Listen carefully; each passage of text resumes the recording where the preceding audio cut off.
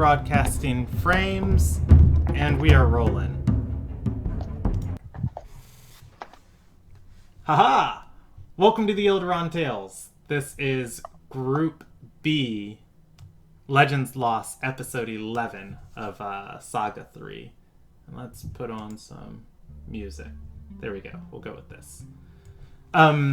We are playing Dungeons and Dragons tonight. It is a role-playing game. Everything you're going to see is live storytelling. Nothing is going to be scripted tonight. We are playing in a homebrewed world. It is the world of Ilderon. It is of our own creation, and if you want to learn more about it, just Google search just go to www.ilderontales.com. www.ilderontales.com, and you can learn more. There's a wiki link there and a whole bunch of other information about the world. Moving on from there, if you are under the age of 14, please consult your parents before watching this, because this channel is not for you. And finally, moving on from there, I think that's all of the starting info I need to cover.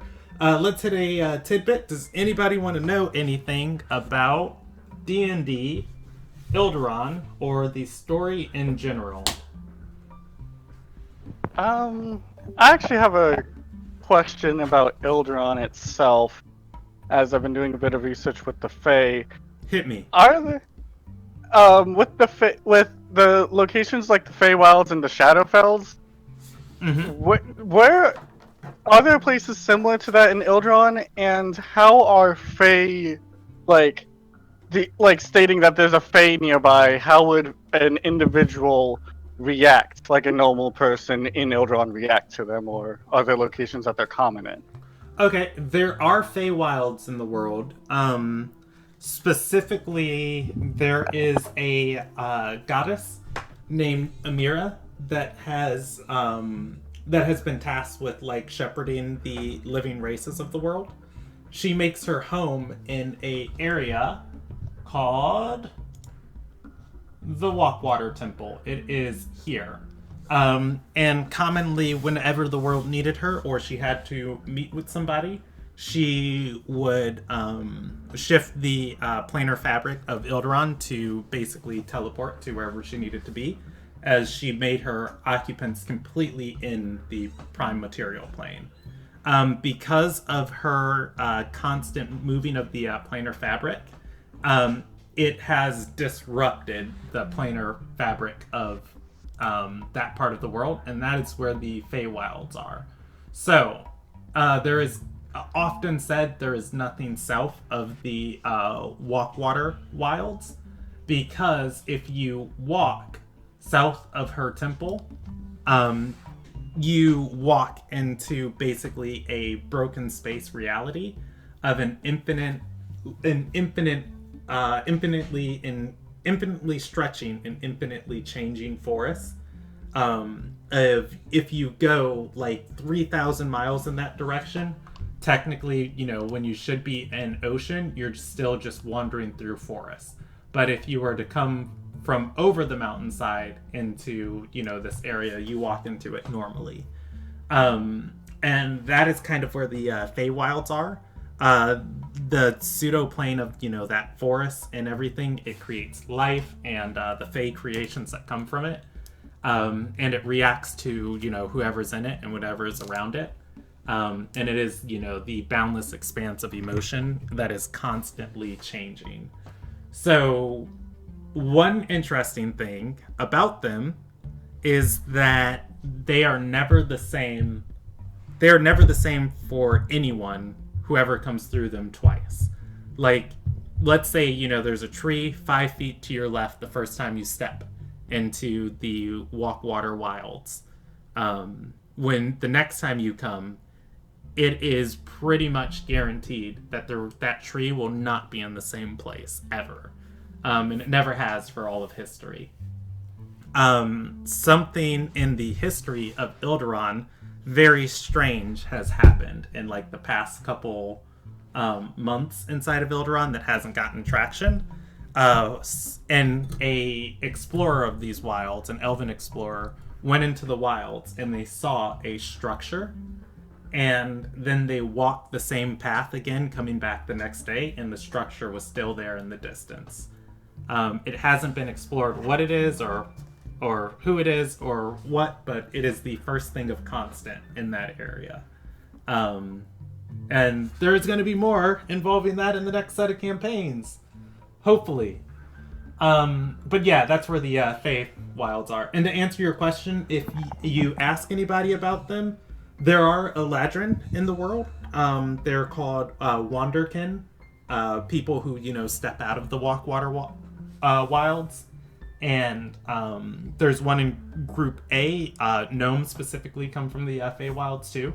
A lot of people don't really know what they are. They're just like, you're a really weird looking elf, or you're a really weird looking halfling. Okay. And then same thing with like satyrs and other creatures. Like, you're a really weird looking demon thing.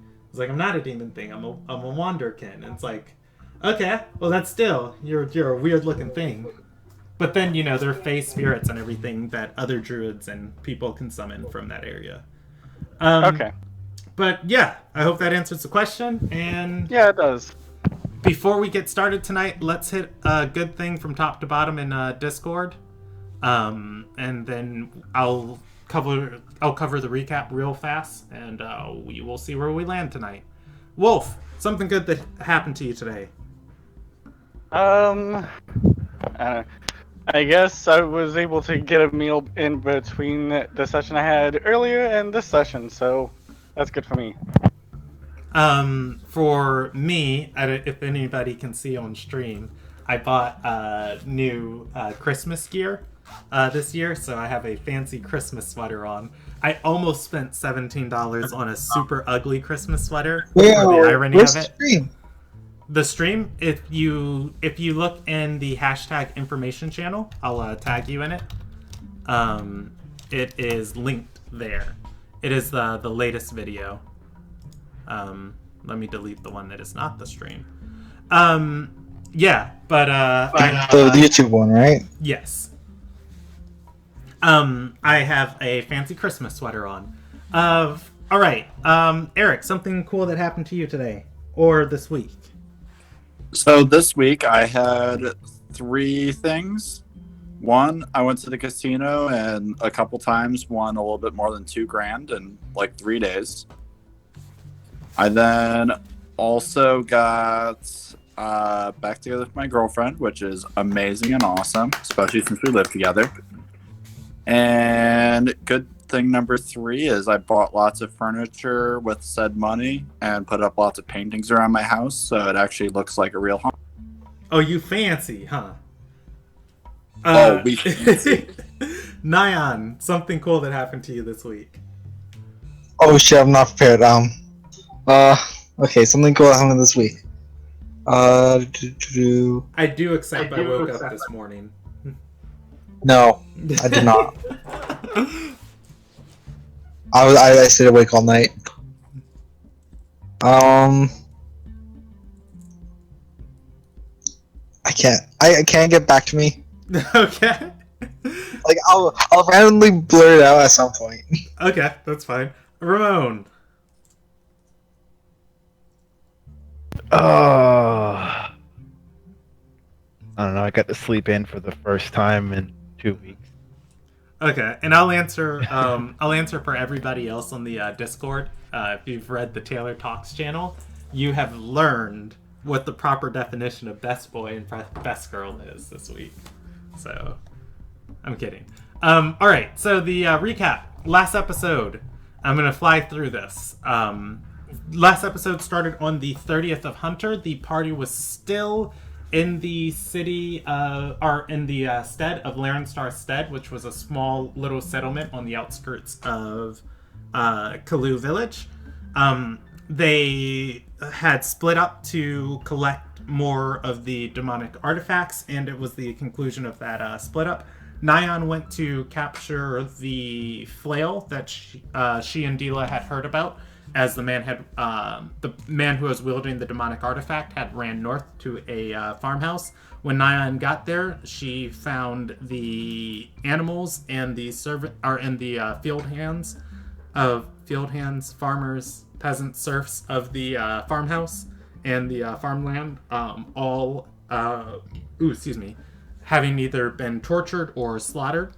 They found Nyan found the man responsible wielding the demonic flail inside of the house. He was in a gluttonous bloodlust as he was eating the limbs of all the different things he had killed, and nothing seemed to be enough to satisfy his hunger. He fought Nyan because he had been driven mad by the flail, and Nyan eventually was forced to kill him, and Nyan attacked the flail until she destroyed it. The destruction of said flail drove the Fey spirits around her mad, and she dismissed her conjured animals. From there, the party reconvened and found out that Dila had left the town without them, making a head start on their journey. The party quickly decided to catch up with her, taking flight and summoning mounts and charging down the road.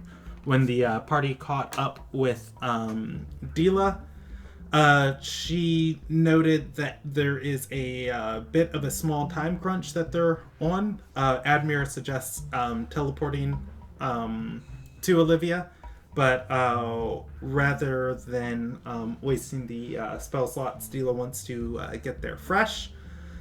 They let Dila know they acquired the holy water, and with the holy water, Siegfried could make potent they acquired the special water from Wolfia's forge, and with it, Siegfried can make potent holy water. The party travels the road until sundown. Partially through their travels, they notice an abandoned carriage on the side of the road. The carriage in front, what strikes it as interesting is in front of the carriage, the livestock that was pulling it, the horses, seem freshly slaughtered. As far as like their heads have been clean cut off, and the corpses look completely new, and there are two hunting dogs a little ways down the road that have also been killed. Upon investigating the carriage further, there are the carcasses of hunted creatures inside of the carriage, all freshly killed with their heads cut off. They had been moved inside of the carriage, and the carriage locked to store them to the best of the ability, and the carriage abandoned on the side of the road. The party didn't think much of it and kept moving. They got to an inn, the exact... Sorry to interrupt. We blew that up. Oh, yeah. You guys set it on fire. The exact name of the inn escapes me. I'll look it up in my notes as soon as we get started. But the party stopped at an inn on the side of the road and found a group of merchants telling stories inside. The merchants report that they were carting goods around to the various settlements out here and the various farmlands, and they came across an elf who challenged them to a hunting competition and said he would pay the merchants their weight worth in gold if they could defeat him if their whole band could defeat him in a hunting competition. They thought as it would be easy if the two merchants and the two mercenaries of 4 people against the one elf. After stalking and hunting for 2 hours, they came back with 2 deers, and the elf came back with 10 carcasses of various animals, of deers, bears, wolves, and other wildlife that would be over here. Being outdone by the elf, his only demand of them was not of gold or any of their belongings. It was for them to slaughter the horses and the hunting mastiffs they had with them, and then to mount all of the heads of all of the kills and trophies on a pike outside the nearest lodge. From there, the merchants were laughing and joking about this with everybody else in the tavern who couldn't believe their story. And apparently this elf had been ran into more than one time in this region. And the party then learned that these guys had been cursed by the elf. They were afflicted with a bottomless gluttony, or a bottomless hunger that they couldn't seem to fill, as they had been eating roasted animals all night. Upon being removed of the curse, they vomited up all of the food they had been eating, and repaid the party by giving them a religious item. All right. The party, I'm assuming the party goes to sleep after helping the merchants. And we are going to start on the 31st of Hunter. But first, we're going to mention my good thing of the week. Okay. Hit us. Disney Plus. Oh, ho, ho, ho. There you go. Yeah. It's amazing. Fucking do the marathon Star Wars with my family. Fucking mint. Oh.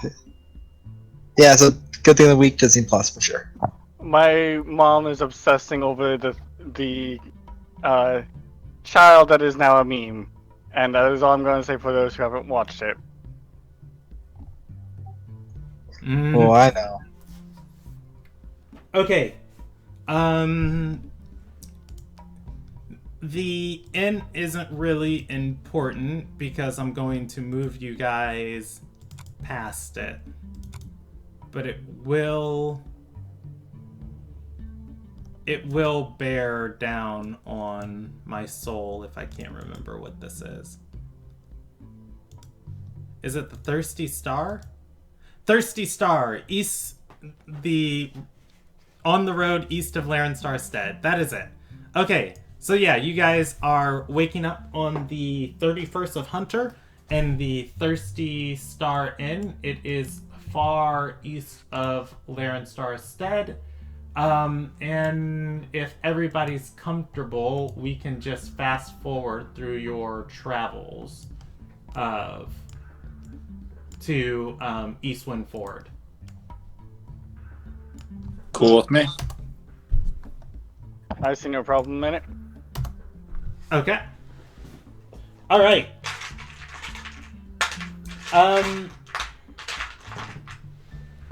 Wolf. Roll me a d6. Okay. Did I roll it? Yes. Oh, there we go.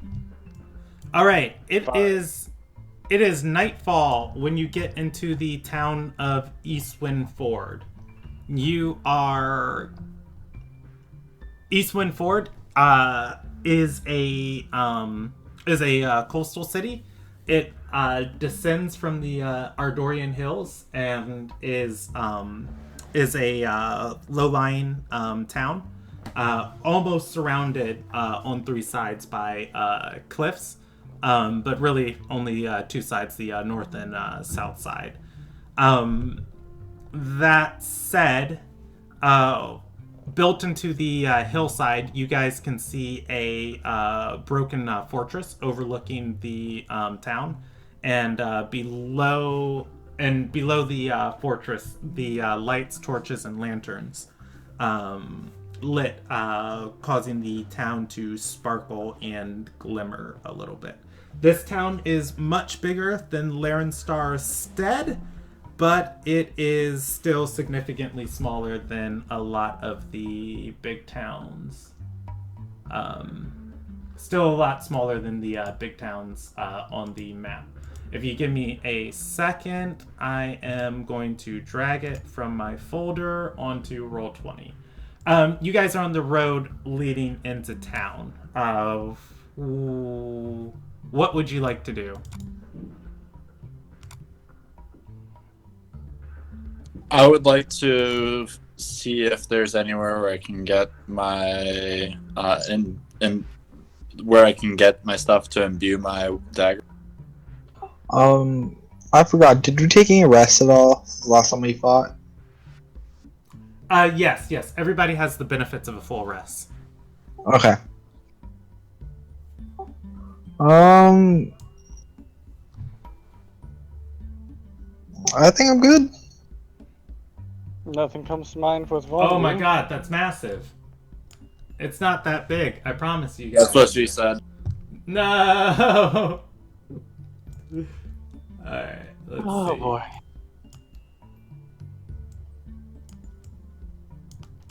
And I'll put it here. You might have shrunk it too much because now we got Never mind. Wait, what's wrong? Can you not Never see it mind. anymore? No, I'm zooming in now so I can see it better. Okay. Yeah, Roll20 works with vectors, so you can zoom in and, things are all Gucci. And then this image is a PNG, but I can make a vector of it if need be. Or I can just make it bigger. Okay. Well, you're saying we're coming in from here. Yes. And there are cliffs here, and here you said north and south. Yes. The generator I use for these can't. All right, it's As a party, going. are people cool with helping me get my daggers up to holy so I can deal massive damage, or do we need to kind of skip it? I'm cool either. Well, this is a port town. We can ask and see if they've gotten anything related to that.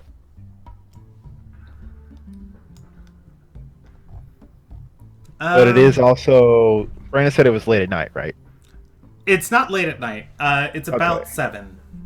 Okay. Let's see. Okay. Admir is going to speak up and say, if you can pay the gold and we have the time, I can take care of it for you. Oh, I've let me got the actually roll. Evens, Admir, odds, Terran. So Anthony's character says all of that, but it comes out of Terran as Terran's voice and mouth. Okay.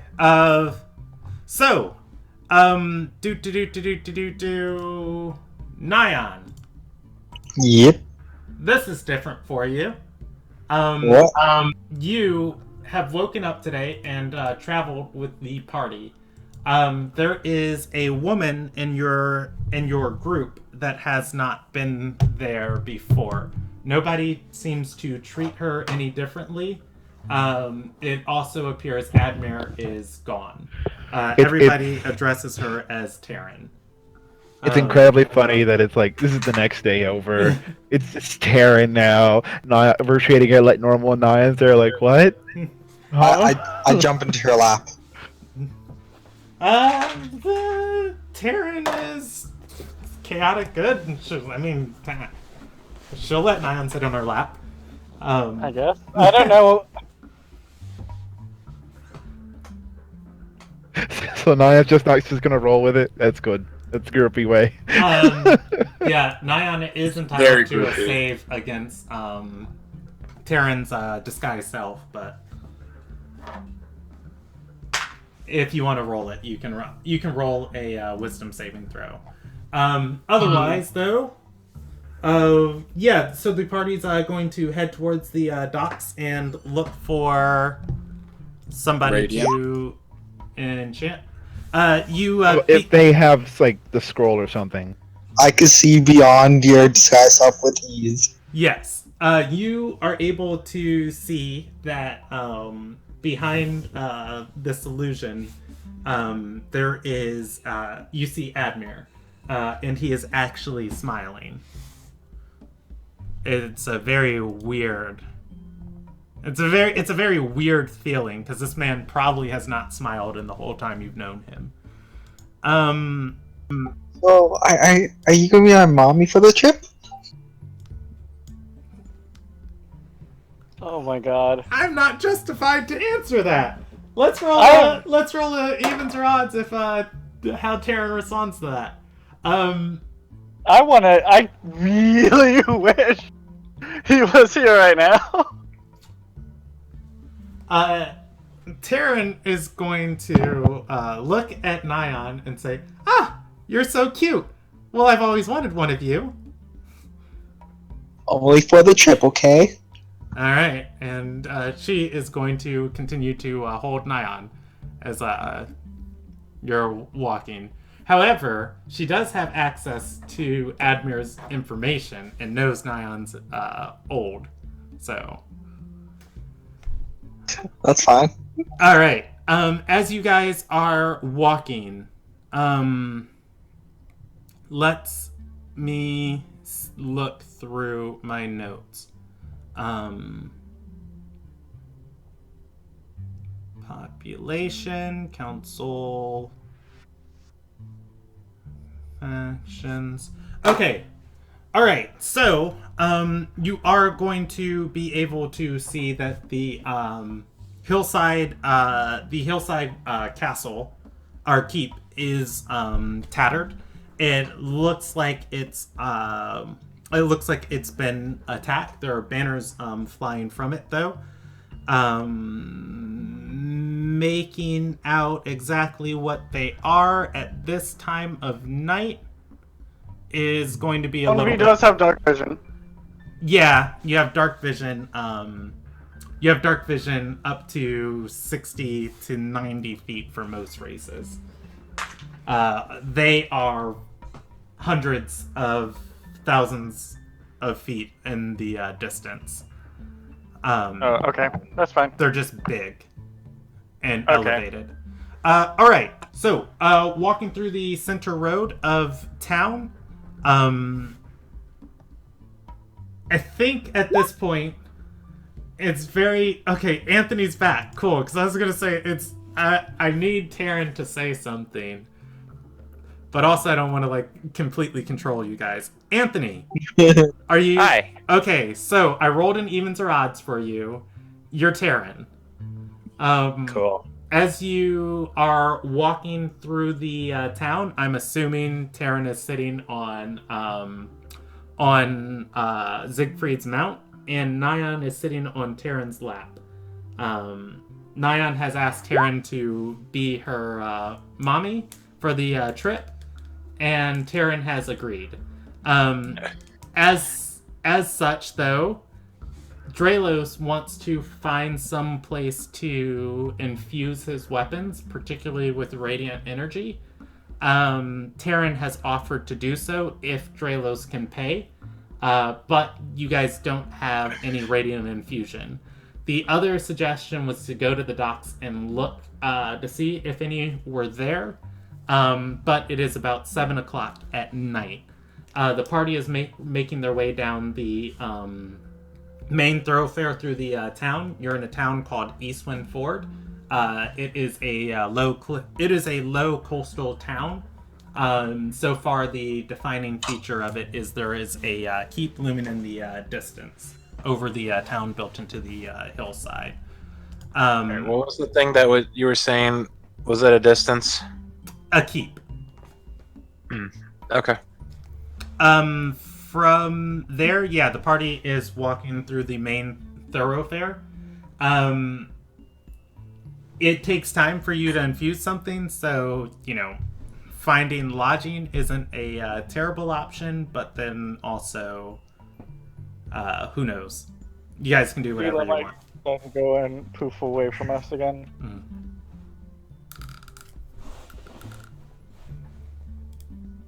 Who wants to keep eyes on Dila? I can leave Tapa with her. As I long just as, don't we're want on, to run off again. as long as we're on the same plane of existence, me and him can communicate back and forth.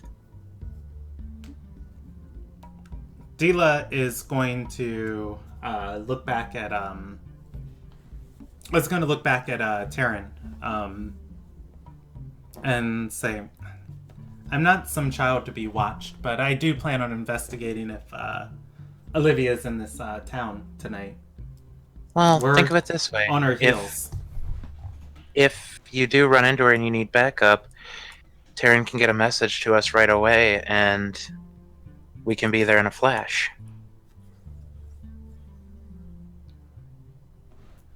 It's better to stay connected in this situations, don't you agree, Dila? She nods and says, and that's why I've already I've already planned for connections inside the city. Oh, okay.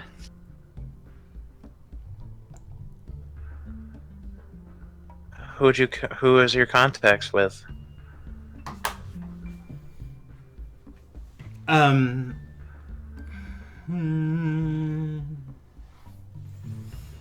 Dila is going to put her hood up and say, if you'd like to keep a respectable position back in Alonagai when we're finished here, I suppose it might be best for you not to know.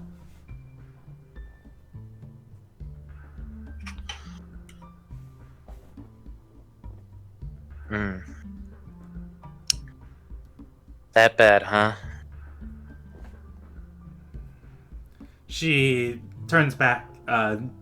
You see her mouth frown, and she's grimacing and says, that disliked.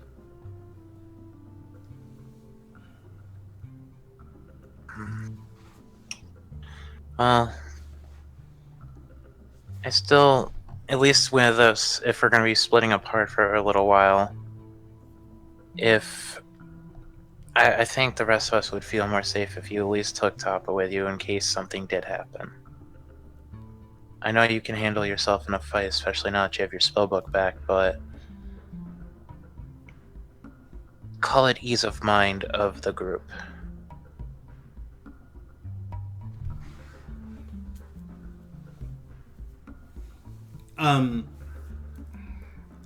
She's going to nod and extend out her hand so Tapa can climb onto her arm. Alright, I'll tell Tapa. Now, remember Tapa, if anything happens or if Dila needs any help or anything, let me know right away and we'll be there as soon as possible. I think Bonvi can teleport us to you guys in an instant if need be. As long as I've seen the location.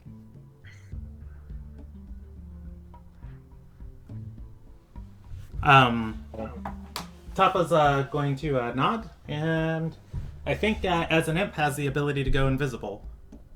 And He does. so. Or he can polymorph into a rat or something if need be.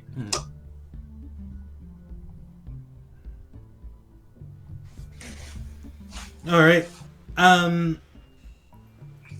Dila is going to look northwards and says, that place up there on the cliffside, it's Crystal Ford Keep. I'm going to the district around it.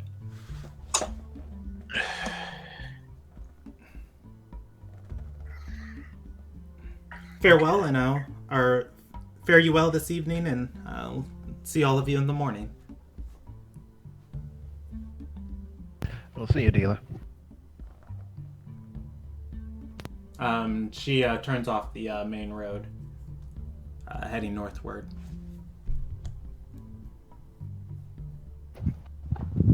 Once she's gone, far enough, he'll look to the others. Say, if we're gonna teleport, let's use the mirror to find Tapa's location. Then we can use that to teleport, just in case she tries.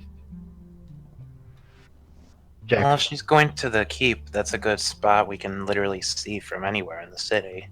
Yeah, but to her exact location. Not that. I don't think, especially with Top, I don't think Dila is going to try to run anywhere.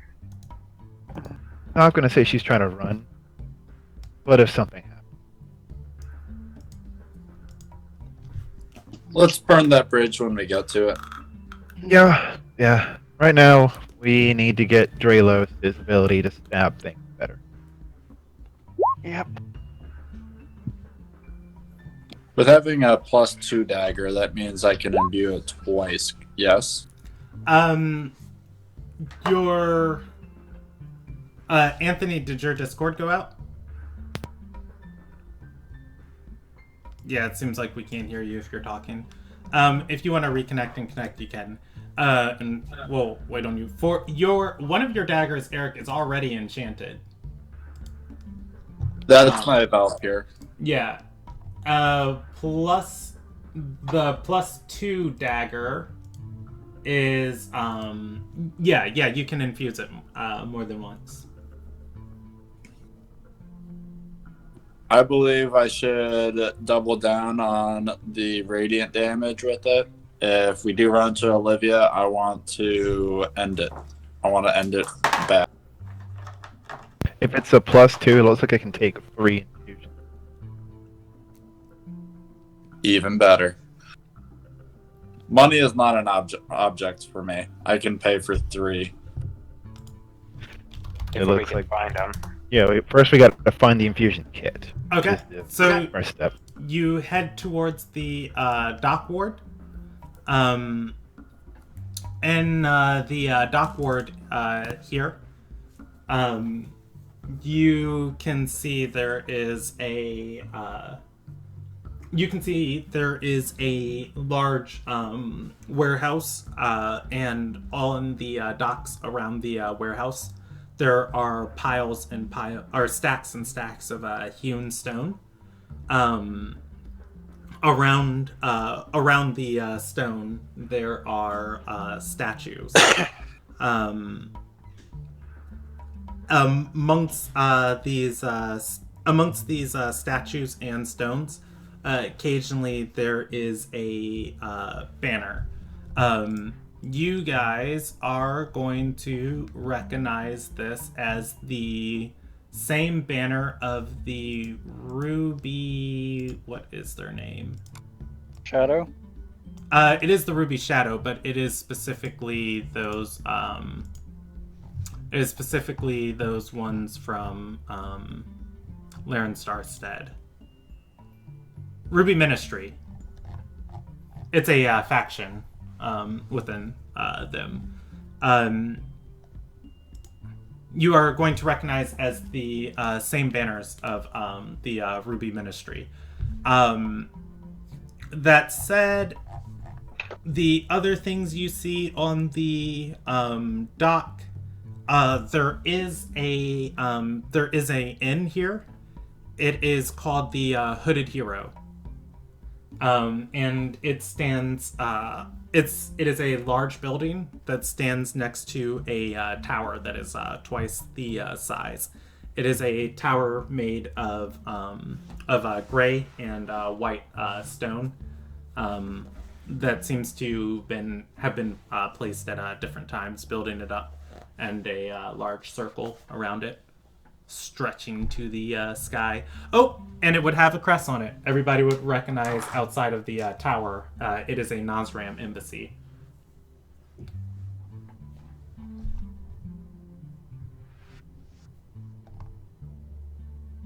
As far as people out at this evening,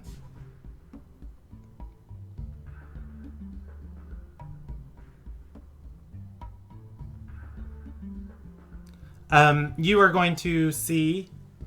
You're going to see a woman. She has a cape draped over her as a cloak, as she is taking different garments and throwing them over these statues around the stone. And they are things like scarves and banners of or strips of cloth.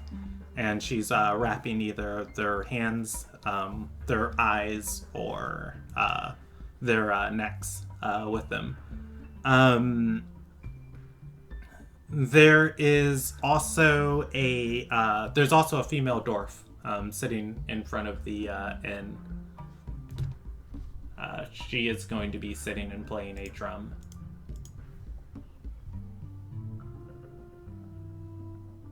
Let's go with this.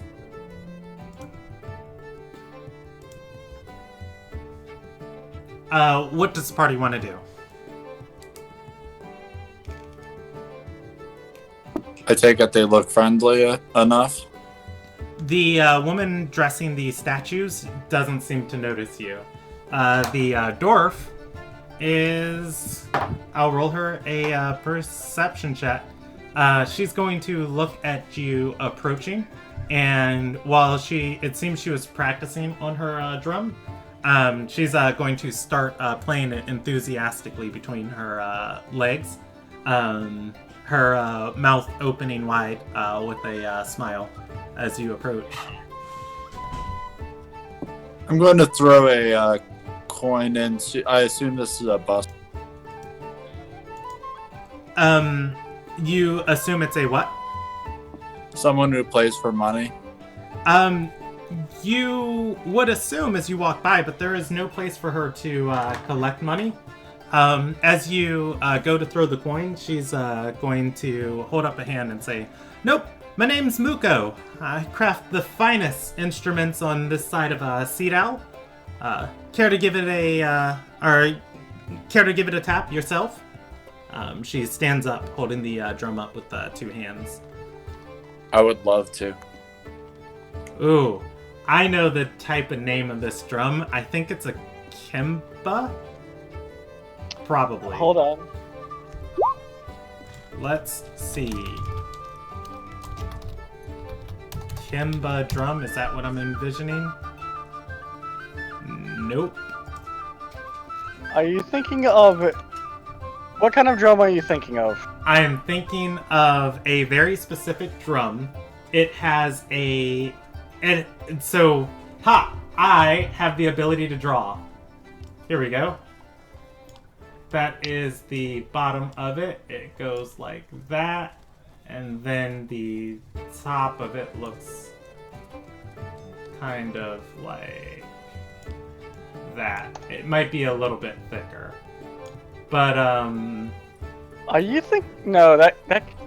Is It's- the bottom part of it open, or is that another drum-like part? the bottom part of it is just like a stand. That's a but- timpani drum. It's not a timpani drum, but I will look it up later. But yes, she offers this to you.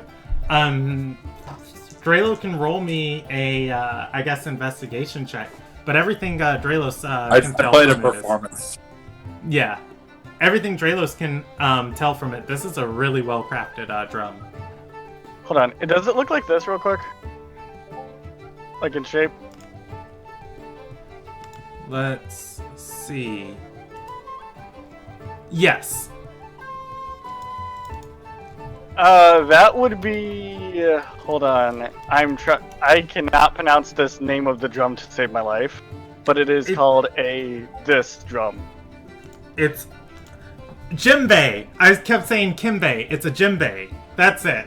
Yes. I was like, kimbe? No, it's not kimbe, but it's something bay. Djembe. That's it. It is a Yes, djembe. sorry, I'm a music I Thank take you. music... For anybody Yeah, watching the stream, just check Group B's thing, but it's a djembe drum. Yep. So my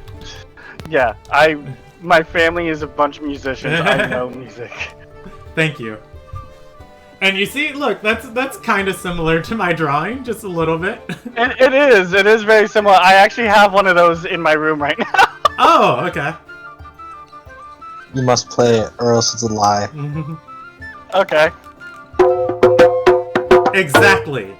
That's it. That's perfect. Look at Wolf adding to the atmosphere of this. Artist Sarai does percussion. Fitting that I'm also the bard of the party. I want to look see if I find any birds or anything like that in the sky. Birds? Yeah. Yeah, go for it. I'll roll you a percentage check of what is there. You guys are stretching my knowledge of this region. Hey, this is your homebrewed world. How else are we going to be able to explore all the things here? Yeah, I'm learning right now about coastal birds which would live in this region. So give me a second to answer that question. You hear birds. So let's see. Is there such thing as a nocturnal coastal bird? Yes, there are. I just cannot remember what they're called. I know they exist. I just can't remember what they're Ooh, called. some herons are nocturnal. There I are feel like- also some types of egrets and cranes as well. Yeah, I feel like herons would be something very reasonable to have, like, in this region, in this climate. Yeah, you're going to hear birds, but you are not going to see birds. Oh, okay. But I wanna mean, that's like, compliment- that's for most birds. Like, most of the time, like, you know, birds call us echo. They do. What was the name of the drum maker or the instrument maker? Muko. Muko, you are absolutely amazing at your craft. What other instruments do you have? And I turn to Wolf. What's your character's name? One more time. Vonvi. Vonvi? Yeah. If something really catches your eye and it will help us, I would love to invest in you. Invest in your career. Oh, well, thank you.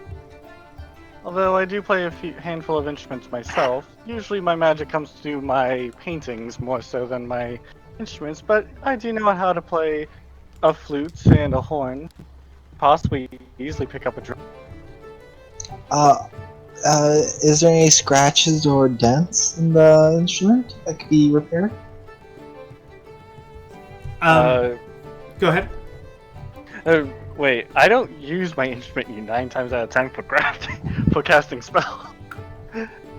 You guys would note, Vonvi's so far been using her paintbrush whenever she's casting a spell. But does pull out her flute and her horn, if you guys want to take a look at them. Mini jam session. I am a poor performer, but this seems to be a. I think Muka would love to entertain. As you're asking though about her drums, she is going to. Would she have her stock out here? Well, she'd have a bag of a couple of these smaller ones that you can carry with her, and a pack with a large one. And all of these drums are, you know, made of wood, and are stretched like animal skin and different types of rope, tying it around the drum and on the sides of it. The ones that she shows you are rather the large one she shows you is very similar to the Jimba, and it is large, but its cylinder doesn't go in. If that makes sense. And there's a rope all attached to it. It's got a much bassier sound to it, and again, Manil is what you're thinking of. there we go. I'm not gonna try and BS any. Meinl Yeah. is on how the name is spelled, on how it's spelled. She's going to going to say, well, I tried to sell some of my wares to the Royal Army, but for what they need for communication is more quantity over quality. And she's gonna show you guys these 3 drums that she has available to her. there's going to be something else that looks like a much smaller version of the Kimba. And Jimba. Or the Jimba. And they're all Jimbas, it's just varying in size, actually. Yeah. Vanilla is just a company. Mhm. And then there is going to be one that has a rim on it. Which is very different from the rest of them, as the rest of them, the drum goes all the way to the edge. This one, it's kind of like depressed in. And she uses drum words for all of them. Immersion!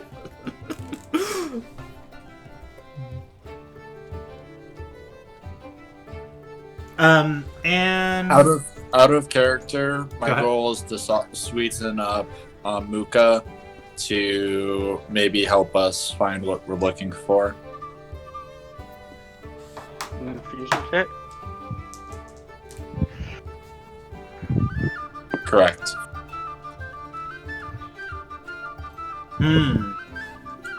She's going to think. So do you buy all of these drums for her? From her? I'm thinking of buying one. Like, I'm not planning on buying all of them. Okay. What's the price on? I'm about to give that to What's the you price? right now. A drum typically sells for 6 gold. She's selling hers for 9 apiece. Also, the biggest drum that she's selling that's a bit different is a conga. As far as I can tell. Is what you think of. Let's see. Conga drum.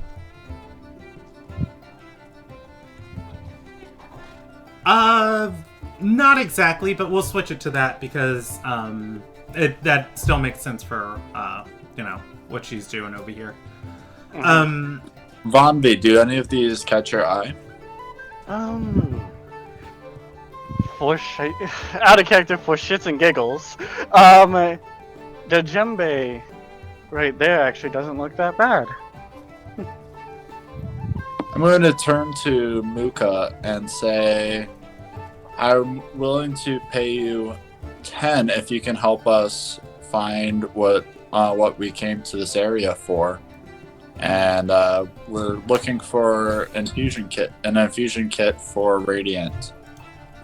Would you know anything? She is going to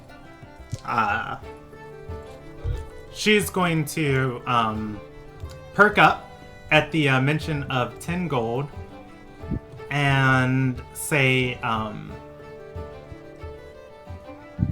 wait, not Laren Starstead. She's going to perk up at the mention of 10 gold and say the Ruby Ministry has been have gotten very stingy with what comes in and out of the port. Ever since the city sages raised the taxes on the port. This is kind of time sensitive.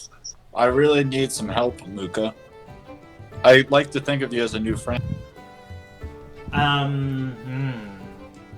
Roll me a persuasion check. Ooh. That's not a bad roll. Oh, wait, that wasn't at advantage. Yeah. Huh. She's gonna think this over. And then say, I'm willing to pay a little extra if you can help us. I know perhaps where a small group of pirates might be that could have picked up such a thing. Pirates are my best friend. I like pirates.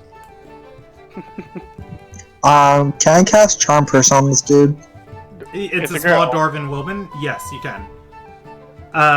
if you do not have subtle spell, though, she will be aware of you casting a spell.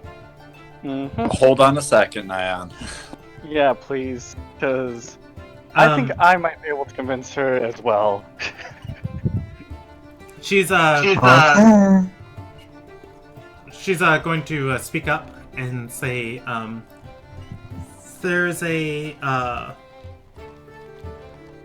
there's one who goes by the name of Mula in the Ashpool ward, north of here. She's helped me sell my goods when things got tight with the Ruby Ministry.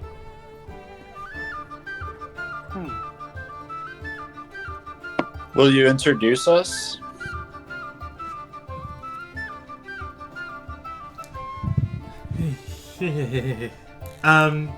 She's going to stand up, looking at the lot of you, and says, "Look, I mean, 10 gold is great, and I appreciate the extra tip, but the information should be worth it on its own." You mean 15, as I pull out a couple more coins. I mean, I had business in the Ashen Pool ward anyways. Of course. Thank I you. am excited and I'm glad that we met. This was very auspicious. You think I I'm will gonna go be- ahead and hand her 15. I'm not going to wait. I'm just going to hand her 15 right away. Alright.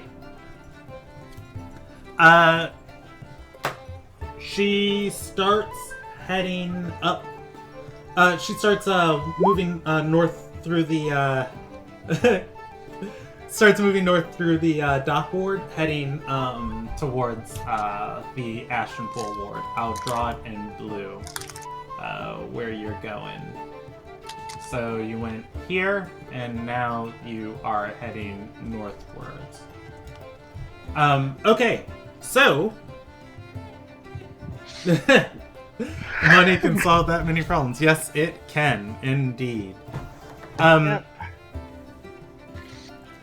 Heading into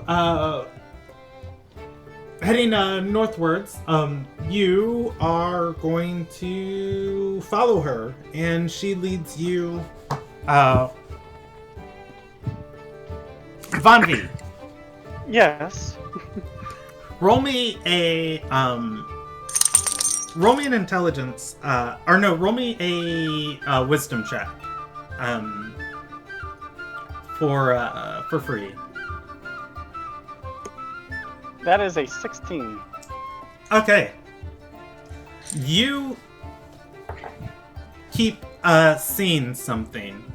Do you guys if you guys remember how I said the Ruby Ministries symbol was that symbol of was the symbol of the Ruby Alliance with the gem in the middle, but replacing the center of the gem is a open eye. And Yeah. I'll draw this in red. You keep seeing that eye on things, like small stone obelisks that have been placed, and that eye has been painted on it or chiseled on it. Occasionally you see it on a door as you're heading northwards.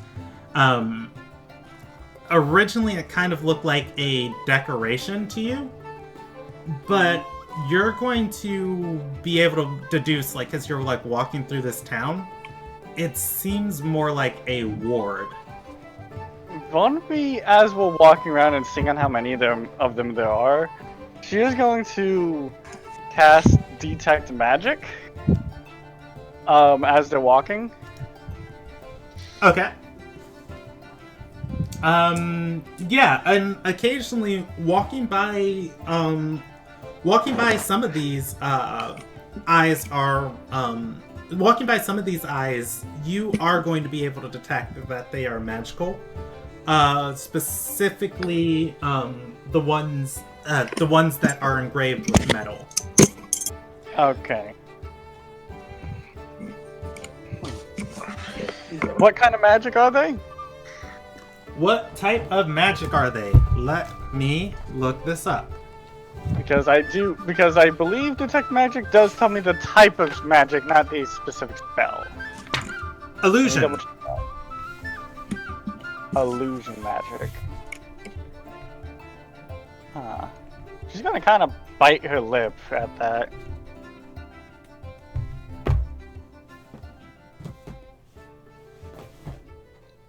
I'm happy to be ignorant. All right. As you guys continue walking, she is finally going to lead you. Where are you going? The Ashen Pool. She's going to lead you to a manor that overlooks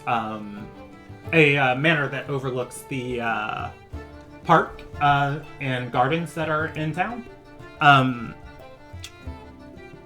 And stepping into this manor, the manor itself is a little bit run down. However, you are going to be able to see... I just need to see what faction these people are with. I'm sorry. That's okay. You are going to be able to see that this is one of the few buildings within this side of town that has 0 of those wards. And as she steps inside of here, opening the door, while it is a very nice, manor, with the amount of people just moving through here in each different direction, it's less of an estate owned by a singular person and seems more like a guild house housing various factions or people moving. She's going to lead you to the... she's going to lead you through a doorway to the right and into a large chamber with a hearth. And it looks like this was once a dining chamber, but there are several bunk beds stacked in here. Inside there are 4 more dwarfs. And let's roll a percentage die for how many of them are still up doing things. I mean, it's not late, but it would be about time to be turning in. Okay, so a couple of them are going to be sitting around the hearth, fire burning. And there is going to... one is going to have a spear in their hands as they are running a whetstone over the blade of the spear. And another one is fixing links on a piece of chainmail. As she steps in, she's going to say, "Mula, the dwarf who is sitting down, or who is sitting closest to the fire, talking to these other 2, is going to look up." She gestures for them to come closer. The dwarf approaches you, and they look up at you, and he's finally going to say, "Oh, what is it that you brought here today? Mercenaries?" And she's going to shake her head and say, "No, they were Friends. Yeah, at that, she's going to nod and say, yes, friends. They were looking for some wares that might be hard to get in this area." And he's going to look over at the group and say, "The ministry giving you a hard time of it, eh?" It's quite hard to find a half-decent deal with so many eyes on you.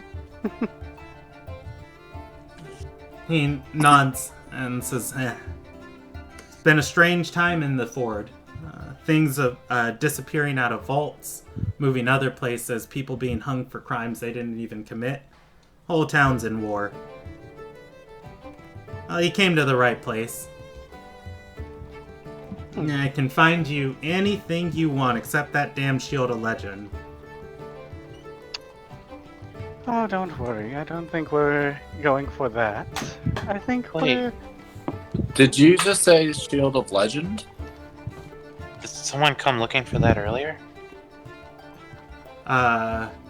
He's gonna smile and say, more people chasing that rumor, and well, every thief in town will tell you they held it for an hour or two, maybe a day. Specifically, did a woman with green eyes ask about that? Woman with green eyes. He is going to roll a history check and say, "Wow, woman with green eyes? You're gonna have to be a little bit more specific than that."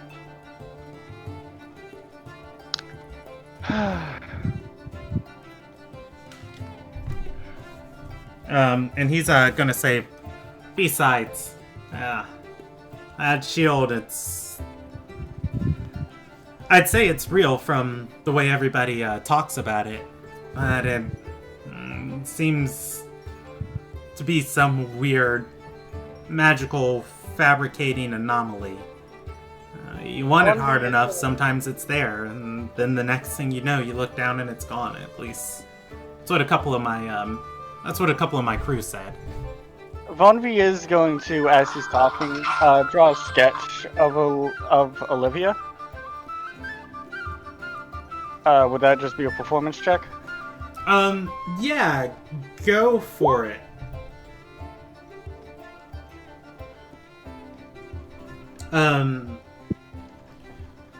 And he's gonna say, save for those magic fiery eyes.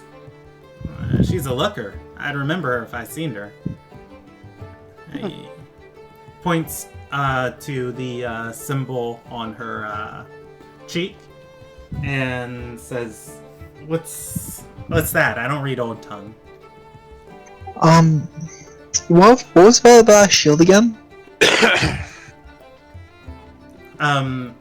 Muka is going to speak up and say, "Oh, it's nothing." He's gonna say, "Not really nothing. Been disrupting business." Could you describe the shield for me? Yeah, Ministry found something. No, the physical details of the shield. Let's see. Have I described this thing to you guys before? He is A little bit. Okay. He is going to give an account of it, and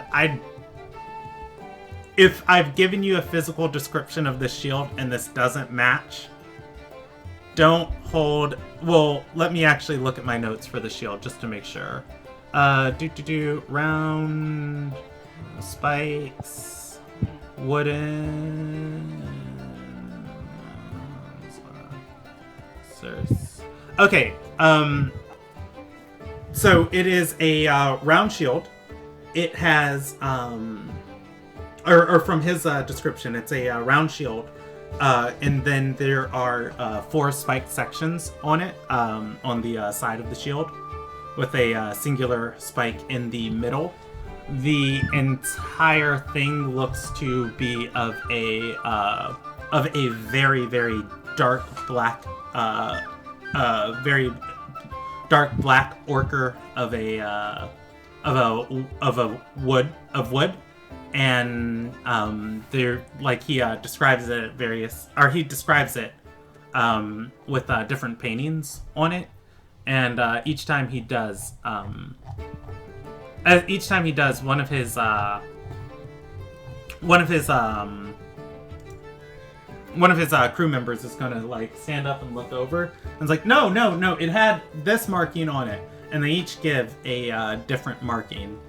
And he's gonna say, rubbish. And he's gonna say, besides, the thing, whatever it is, it comes, it goes, you hold it, you don't hold it, he shakes his head and says, I've never seen anything like it. It's a little different for each person. Would you say it's in the town? That's an impossible question. And the others start laughing and saying, I wouldn't say it's in anything. The ministry put it in a vault.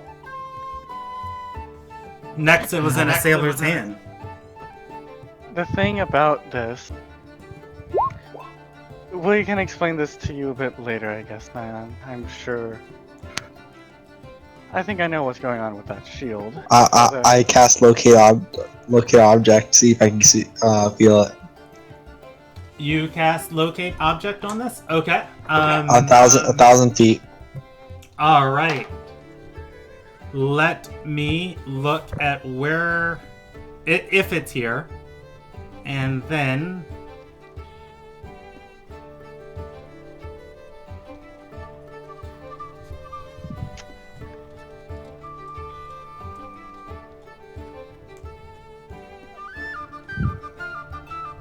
So, I will make a note of something in a few minutes. Uh-oh. We have No, something- it's not. It's not an type of thing. It's fine. So only two of those uh-ohs are worthwhile. It's just something that we need to finish it's in front of us right now before we do that. It's fine. Nyan feels the shield. It is east of you. I want to tug. I'm sorry. It's west of you. It's west. Who's the closest near me? Considering Probably me if I'm still pretending to be your mother. Okay, I'm like, can I talk to you for a second? Over here, please. Sure, honey. Well, I'm trying to help Draelos get his vials and... Actually, for my sense of sanity, because I know Undercommon, and I guess Old Tongue, if that's Old Tongue, what is that marking that I drew on Olivia? Let us look. I also know Old Tongue. I tell her what I saw or felt. And I told her what I was looking for. So I told her the shield is nearby. So you saw it when you guys scryed on her, but you're not really sure what it is because it was, like you just saw a tattoo on her face that was glowing. But now that you inspect your drawing closer, you're just like, oh wait, that's a rune. That's an Old Tongue concept. That's Ia. That's life. It's a tattoo that happened to be on her face when I Actually, I think we knew that already. I'm not gonna lie. The party did know that. I think me and you knew that. I don't know if the newbies knew that. Yeah, I know. I don't, because 1V's never seen Olivia before she saw it on the shield. So, but she does know Old Tongue, along with a few other languages. But is a person considered a creature? Is a person considered a creature? Yes, a person is a creature. Okay. I'm gonna try to locate creature on Olivia based on the drawing. Uh-oh. Okay. You would lose concentration on locate object. I'm just and you would know that as a person. Yeah. When you cast locate creature on Olivia, it fails. She's not nearby, at least. Yeah, she's not nearby, possibly. The party also knows she has the ability to block divination at will. She does. Hardcore. The only reason that the mirror can get through is because it can get through that kind of stuff. I don't think Nyan knows that information specifically. Yeah, Nyan doesn't. I'm saying the party does. I'm not going to let you guys mislead yourselves. Right, okay, with that being stated... Oh, it was a tattoo that she happened to have. It seemed to be glowing a little bit last time I saw her. Explaining, because I remember that he asked why is it glowing and what was that marking on her face that you drew on her. Yeah. So Mula. Now there's two different dwarfs here. So there's Muka, the craftswoman, and Mula, the professional, who may or may not be a privateer or pirate. He is Mula's going to speak up, and I said he, but that's my bad.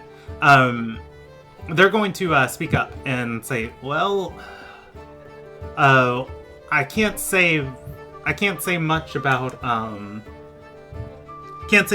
speaking to a woman like this. I would have definitely remembered her, but I know a lot of those Nazram,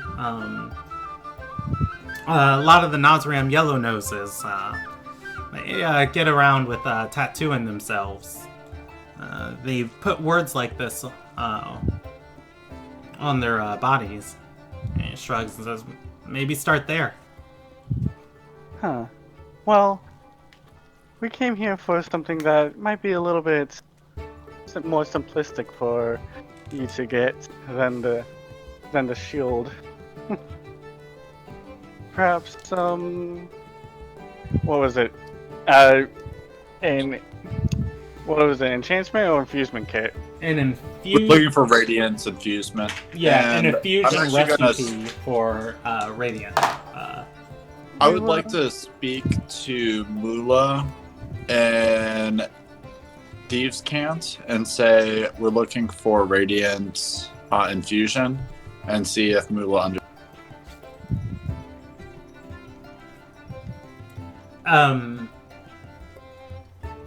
Yeah, when you say that, he's going to smile and respond. And Thieves Cant and say, I've got a partner that specializes in acquisition. He did happen to get an Illuminagai ship traveling through the straits. Climbed on board, got off with a couple scrolls, some other things. Maybe one of those might catch your interest. I would like to, also in Thieves' Cant, for the remainder for a little while, I'm not be Thieves' Cant. I'd like to say, I want to consider you a friend, and you know how friends can help each other. Wink, wink. He's gonna say, unless you can bring down Crystal Ford Keep, ain't nobody got friends in this town.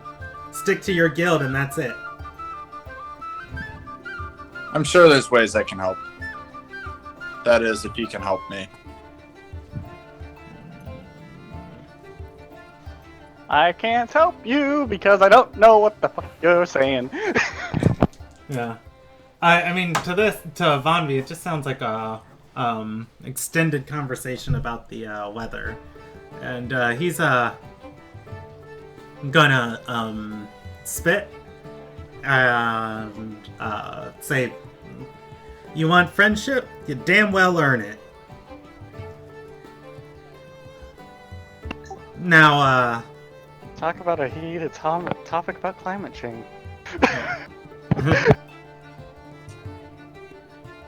He's gonna say, now I know Munga's the one who's got those scrolls, and I'll see what I can dig out of there for you. Munga! He goes hobbling off into the next room behind this area. So why did he spit when you mentioned that it seemed to be raining a little bit more? I'll explain to you a little bit later, but there's we're making progress. Okay, I trust you. I'm just very confused about what you're talking about. He does that sometimes. He talks to people. It sounds really weird. Yeah, just I've never seen somebody get frustrated and spit right after stating that it doesn't seem to be raining as much. Eric, Yes. go ahead and type me /r space D11.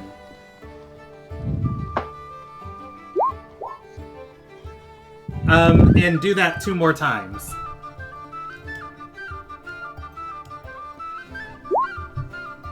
Ooh. Okay. Okay, re-roll that last one.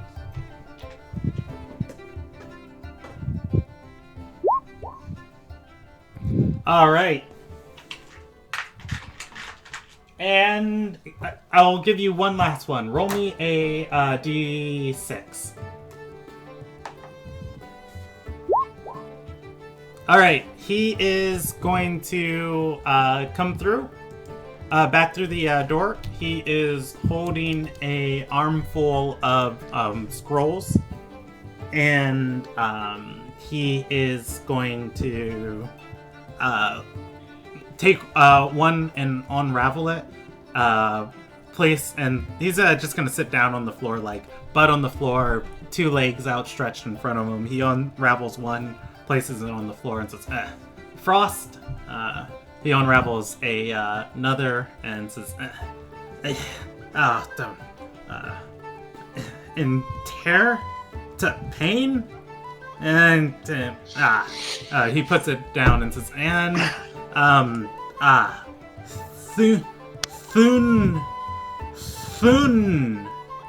thunder, and ring. Wait, do you say just on the floor? Yeah, he's sitting on the floor. I'm gonna cast Mold Earth to create a seat and a little table. And he's gonna go, Nice touch. and then he looks at the last scroll and says, it's damn gibberish. It's probably magic something. May I take a read of it? Places it on the table. Me taking a look over any of them. Can I read any of them? Okay, so you can read the 2, or rather the 3 that he put down. The 3 that he put down are infusion recipes. They explain the process of changing a magical item's the aura it's emitting using an Lilnagian infusion kit. The ones that are there is an infusion for frost, there is an infusion for thundering, and there is an infusion for pain rending. The final one that he has is a...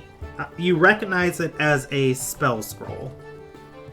That last one is a spell scroll. Do I know the spell? Let us see. Does Vanvi know the spell?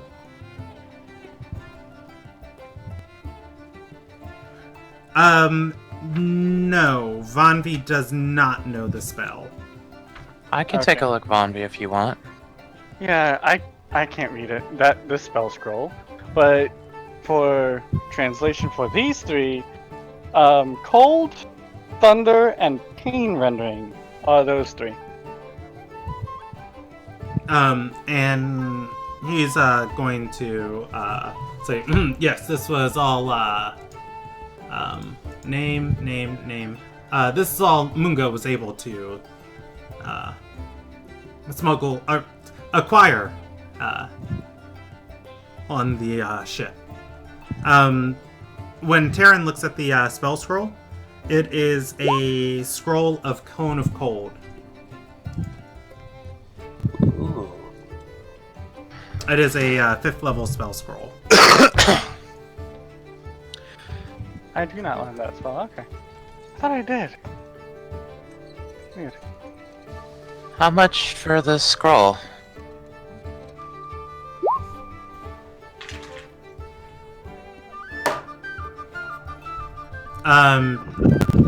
He's gonna look at you. Look at the scroll. Look at you. Says, valuable, isn't it?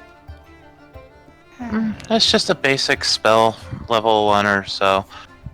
But it could be useful Roll me a later on. deception check. I'm gonna use 2 sorcery points. Give myself a d4 on it. I would have helped you if I knew what it was, but I don't. That's a shit roll. Let's see what the d4 does to it. Nope. He's gonna say, ah! It is valuable. 100 gold. Can I charm I'll look him? at him and Can I do a persuasion check and state, why not 50 gold for that scroll, and taking a look at the pain, and 75 for... Actually, how much is a normal infusion kit worth? 75 gold, but the infusions themselves are normally worth between 25 and 50 each. Okay. And So, can I roll a persuasion check for 50 gold for this scroll? you can, but he has insight that it's not a first level spell. And Vanvi would know the price for a first level spell is 60 gold. I'm going to cut them off, and I'm going to, out of character, try and buy Muga. And by the way, I mean Mula, who's directly in front of us. Yeah. What would Muga want for all 4? He's gonna say, oh, it's good magical cash. 250 gold. He rubs his hands Out of character, eagerly. team. That's a pretty decent price. You're gonna hear in your head, Draelos. The scroll. You're gonna hear in your head using from my warlock stuff. The scroll itself is worth more than 250. That's a great deal. I say, can we all talk about this for a second over here, please? Over here. Can you give us a moment? He's gonna nod and say, yeah, every moment you take, the price goes up 2 gold. 250 is fine with the gold. Should I charm him now or later? Nyan, no charming. Go ahead and buy it, Draelos. I am happy to meet you at 250. I want you to send out some information to your compatriots and friends that we are keeping an eye out for a woman with this description, and point again at the drawing that Bonvi drew. Yes. She'll go ahead and place that on the table. He's Letting him get as good of a look at it as possible. He's gonna take it and look it over and say, yeah, you paying? Here's 20 gold for letting people know. There's 100 for you if you can lead us to. He's gonna nod. Did Vanvi draw this on a sheet of paper or in her sketchbook? It is on it's a piece of paper. She can easily take it out of the sketchbook. Okay, yeah, because I was gonna say, like, as you're showing it to him, he's just gonna rip it, like, just, pulling it, like, all right. But yeah, if it's on a separate sheet, he's just gonna take it. Yeah, she'll take it on a separate sheet of paper. She has a sketchbook. She's not gonna let somebody else touch that sketchbook. Yeah. Real quick, do I also have the infusion kits themselves, or do I just have the scrolls? I have one. Yeah. He's gonna say, Kula, Munga Mula, Kunda. Come on, you come over here. Everybody, make a couple of drawings of this. Give them to the urchins tomorrow. The dwarves are going to hustle over. They're going to go back to the firelight. One goes and grabs a writing set, brings it over. The dwarves begin drawing poorly rendered versions of Vonvi's drawing. Maybe Vonvi should help for a minute. Vonvi's going to, at least for 1 minute, kind of show them what parts are important in terms of detail about identifying this woman and what parts can be more leisurely drawn. At least that way they have an accurate description of her. Oh boy.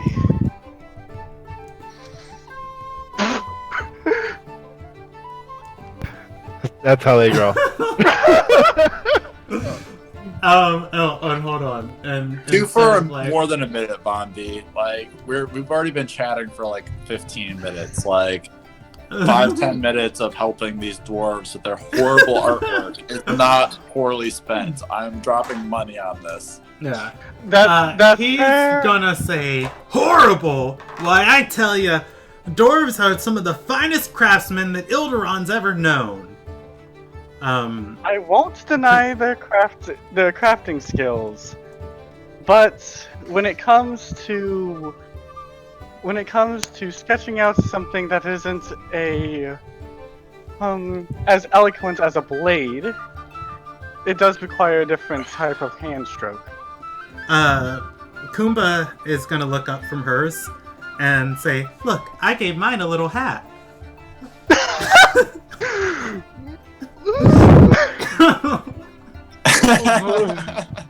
Seeing this, Terran's gonna walk over and draw a flower in the top of the hat. And Here. after Vonvi, corrects them and gives them some proper instruction, they have for decent enough to get an idea of just like what are the important features of this lady. The glowy glow eyes, the glowy glow eyes and the symbol on her face, and otherwise, like their style could definitely use some work when it comes to composition, perspective, and line work. So. Oh boy, yeah, no, and she is internally cringing right now. Oh. Mm-hmm. Okay. I going to go above and beyond in my thank you. I'm gonna be like mildly chipper and bouncing, which is weird for Draelos, That is weird. and let him know how much I appreciate making new friends in town. And I keep using the word friends on purpose.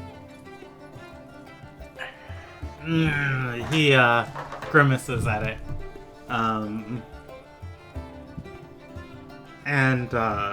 guess Kumba would be like, why does he think we're his friends? He's gonna say, don't mind him. He's just yellow in the nose.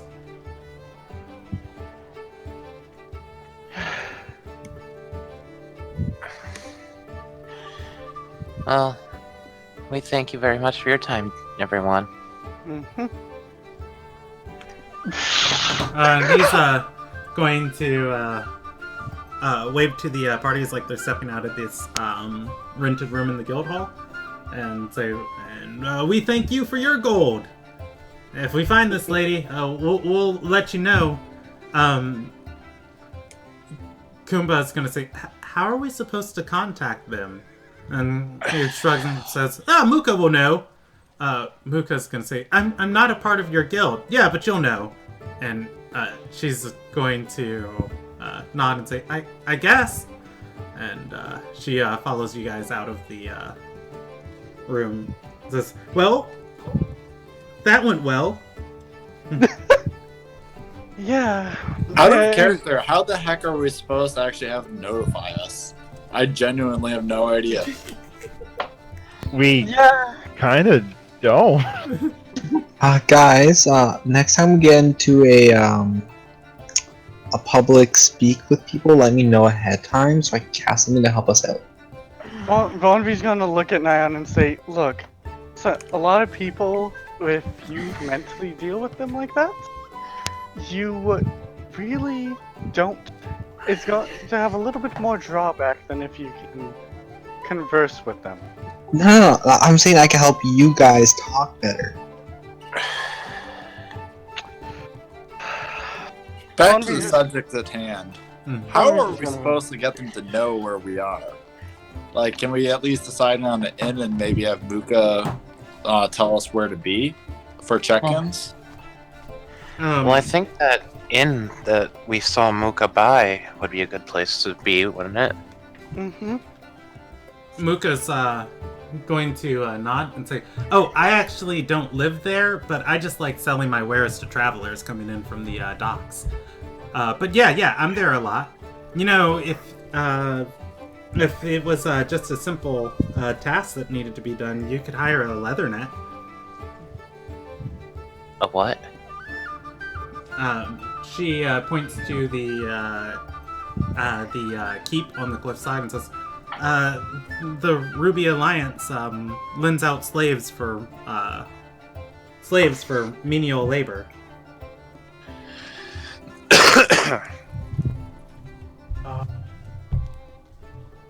As a human being, Eric Alviani, I oppose this, but as a character, I am all for it.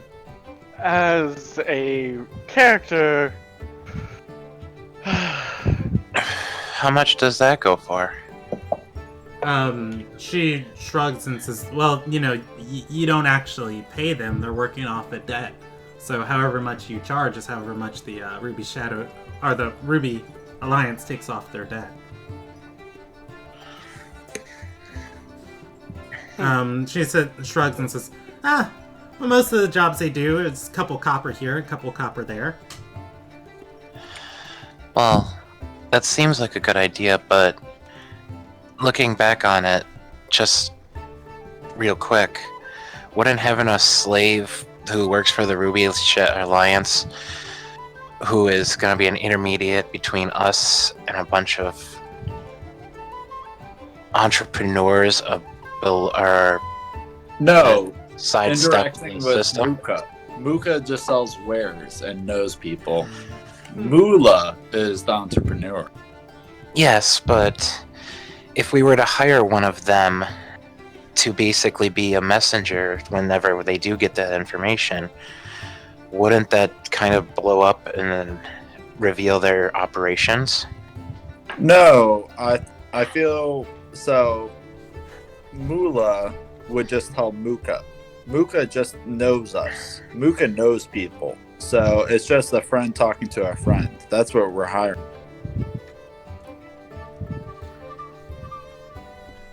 think of it as way, from what I can understand, all they need to know is that the friend has the wares that they are requiring from them that were specially made, that took them a little while to make. And I just want to know when it's ready. Okay, but I'm almost certain the Ruby Alliance would know who is doing what of their people, and if they find out it's someone that, you know, is not under their thumb, they'll be suspicious. You know, what I think. So is Well, how anyone about- here interested about the shield? Yes, that's the next thing. Thanks again for the drum, by the way. Mocha, She looks up at you. would you be willing to be an intermediate for us? Just like I said, we'll probably be at the tavern near there. And you can get us a message if need be, correct? She's going to. She's I'll buy another drum.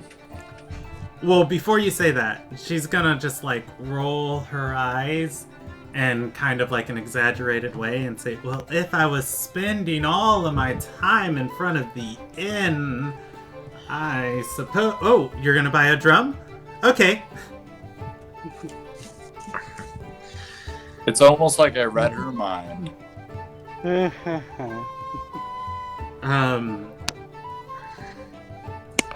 She pulls out one of the smaller ones and says, "It's 10 gold also." Mm. It's worth 15, but it isn't ready until we hear the message. She looks up at you, shaking a finger, eyes narrowing, and she's gonna smile and say, "All right, well, you know where to find me. I'll get you at least 2 days." That's fine. Alright, we'll see you later, Muka. Thank you very much.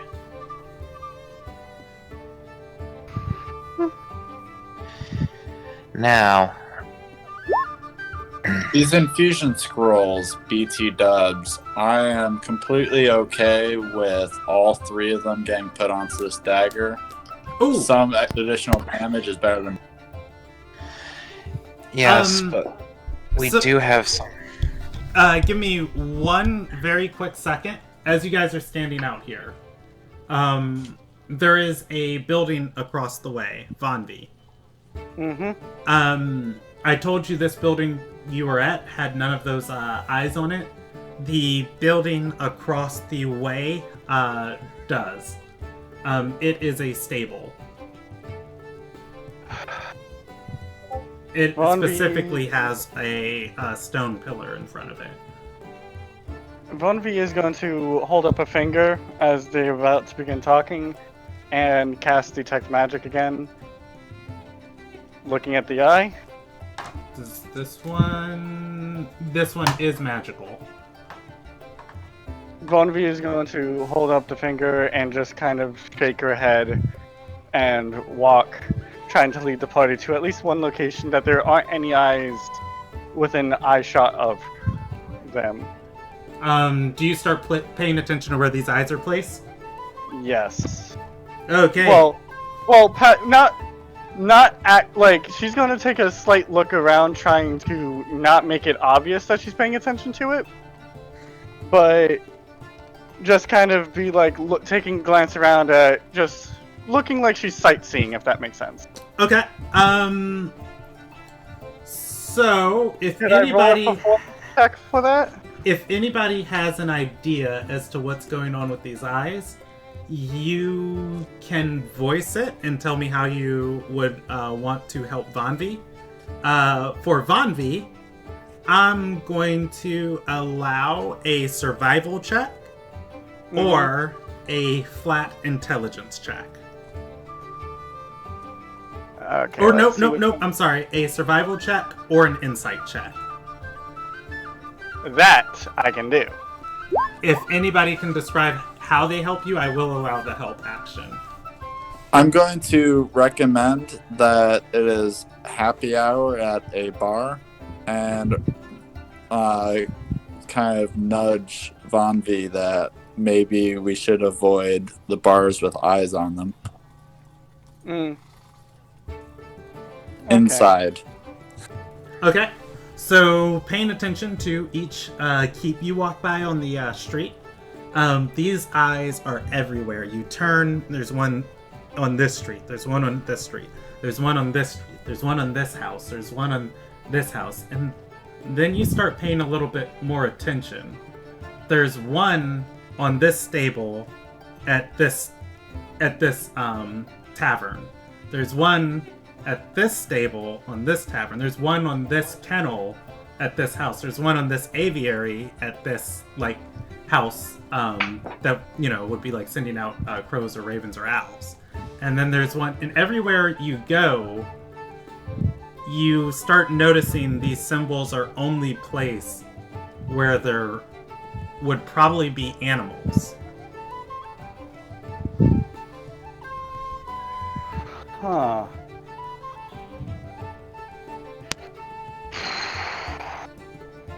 But that said, let's see if we can find a part of town that there would be 0 animals in. You find a slum. Ain't nobody keeping livestock in a slum.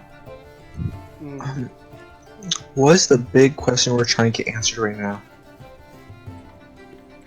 Where is it safe to talk? Privacy. Mm-hmm. Privacy, and once we get to the slum area, Just gonna take a look around, casual look around, make sure nobody's listening or nearby, and state, those eyes have spells cast on them, and they seem to be cast on anything that has an animal on them with illusion magic. I'm not taking a risk. That's fair. And there was a set of eyes that was not too far away from where we were if we were going to continue talking. Well, while we were... So we should be safe here, correct, Mombi? Yes, there's none around here. Just to double check, there's nothing invisible. Vonvi pointing that out. I will allow anybody a free intelligence check. You can use insight if you're trained in it. Do I make one or No. Vonvi alerted the party to the information. Okay. I'm rolling shit tonight. Hey, Siegfried knows stuff and Dralos knows stuff. So earlier, I've mentioned to Vonvi the way they're placed. And Nyan definitely knows stuff. The way they're placed seem like wards. And Siegfried, I'm going to start from the bottom and move up. Siegfried, you are going to know it's not uncommon, definitely in the Lilnagai and some of the more superstitious places you visit, for people to put religious symbols, like above doorways or something, for protection. As to what this symbol means, you're, of course not certain of it, but like as Vonvi just kind of describes it, that kind of comes to your mind. For Dralos, you're able to connect the dots that yes, these are wards placed among above places where animal resides. The fact that there's so much variance between all of them could be that lots of different people are drawing them, which might be, superstition or regional stuff coming into play. And Nyan, at a 27, you are going to know there was magic inside of Larenstar's stead that was driving livestock crazy and driving people crazy, and drove your face spirits crazy. Perhaps the same thing happened here earlier, and that they found a way to deal with it. I do say that to my party. I let them know that it was similar to how my face spirits did get a little crazy. So it could be due to the shield then. Going around, passing around animals.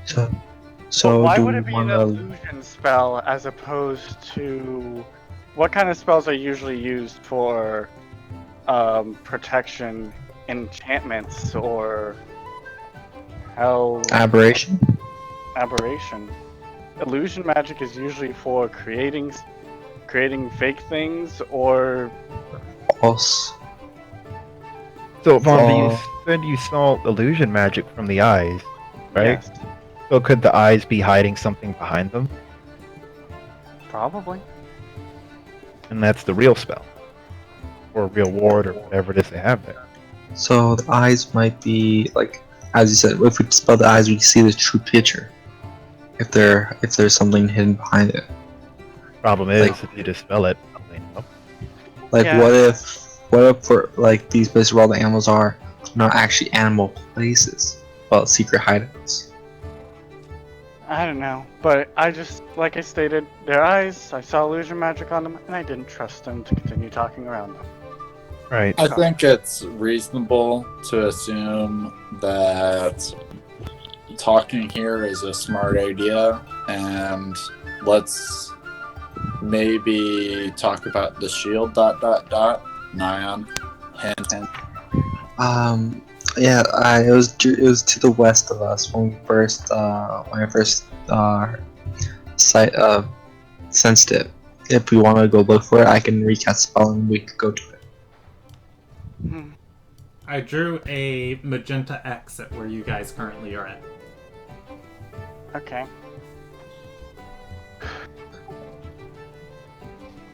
And it was to the west of us. Mm-hmm. I'm gonna recast the spell. Before you recast the spell, can I make a recommendation? Sure. Let's move to the other side of the lake and maybe move into. I'll ping it real quick, but let's go to a specific area then cast it because it doesn't last forever. Maybe we can get a better idea of where it is if it's still inside the city. What's the range on your spell? It's 1,000 feet. Wait. Don't say wait. It is 1,000 feet. But I can only concentrate on up to 10 minutes. Well, if we go about 500 feet west of where we were, that should give us a good range of which way or where to go from there, yeah? Yeah. I think we should go where I put a green dot because that's a little bit distant from where the magenta X is, and will give us a better starting point. Just to be certain, I'm going to draw this with light blue. Is this your green dot right there? Yes. That is a couple thousand feet south. Wait, hold on. So, what Brandon pointed to was south of the map. Yeah. I think he's outside of the city, Draylen. Yeah. So let's... I think he means. Oh no! Look I think to he the means left of the two this exits. This one. Yes, Oh, right there. that. Okay. So. No. I see where you guys are pointing. That line I drew would be about 500 feet. So moving over here would be well out of the range of any, because that would be probably like 1,000-foot circle right there. Because this town isn't a small town. This town has about 15,000 people in it, so it's like 2 or 3 miles long, or So 2 wait, miles in yeah.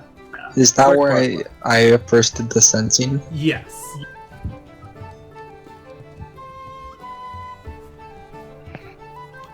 What do other people think? Yeah. I kind of think maybe the base of that little lake would be a good idea. Like right there? Oh, that Yeah, area, about there. that green area is a park. It is filled with gardens and trees and walkways. That green spot you listed is where the road splits around the park. But yes, I do agree. That would be a good area too. Okay, let's start heading there and let's see what I can find. Do you want me to keep the detect magic up as we're walking around? Yes, please. And also, I want us to keep eye out if anyone's watching or following us. About how much time has passed, Brandon? How much time has passed for you coming here? I would say the session time plus probably another hour of just travel time of walking through the city. So probably 9, Yeah. late 9, maybe 10 o'clock. Yeah, it's 3 hours, about 10 o'clock.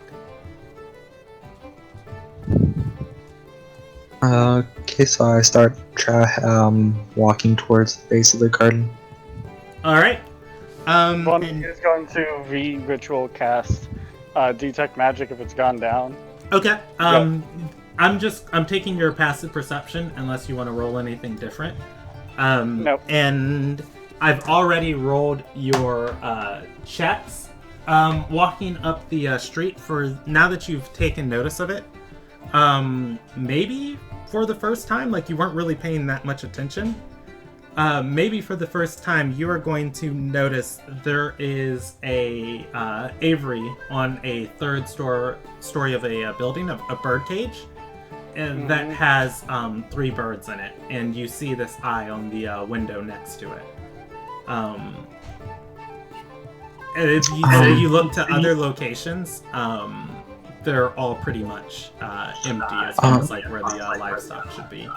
I stop, and I'm going to use my speech of the woods, and I'm going to say, what is happening in the city? What is happening in the city? Let's look.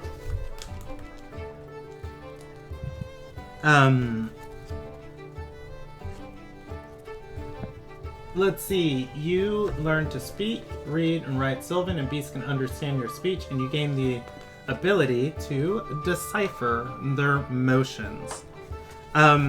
They are going to peep. They're going to peep at you. They're going to peep at you hurriedly, and the way from what you gander, there is the way that they're peeping sounds like the sounds that birds make to other birds, that there's a predator nearby, like they're warning you of just like of just, you know, informing you of like the environment is dangerous. Guys, the birds are saying it's dangerous here, so we need to have a high alert. I am going to ready my daggers subtly. At this point, would we be like right there? You're Like, asking right the at- birds? No, like you. Like where Oh, we do. yeah, you're at the point where you can cast a spell. Okay, I cast it. All right. You are going to feel it. Or you're going to feel the shield. It's near. It's just on the other side of this road on the park. You see a small house lining the street. It's a 2-floored house, but there's like half of it is 1-floored, and then it's built into itself. Where the other half of the building is like a 2-story building. And it's right along the street, and there are lights on inside. Guys, this building right here. It's in here. Now, do we want to sneak in, or do you want to like how are we going to approach this? I am happy to sneak. The only bad thing is that Tapa is somewhere else, which does cause a little bit of difference. I can help us sneak if that's an issue. That's an issue. I can. It's communicating with the party what we see, because I can sneak better than most people. Well, it's a good thing I have my familiar. I can cast pass without a trace. And I can turn you invisible, Dralos. As can I. But I do want to point out my stealth is very high. Like, I think we might be going a tiny bit over. Tralos. Wait, what's From your what plus I've to heard. stealth? I have Whatever, this is reliable Olivia. talent, so a minimum of 25. And Plus then 10. I How about a potentially 35? get plus 15. Would you like to not be seen or hurt? to the point where Von V actually thinks you disappear. Because remember, Von V so far has been the only person that's seen you skulk off almost every time. I actually had a message typed up to Brandon saying, Drelo snuck off. I didn't send it yet. Okay, so how are we going to get in here? Should we knock on the front door first? Because the lights are on.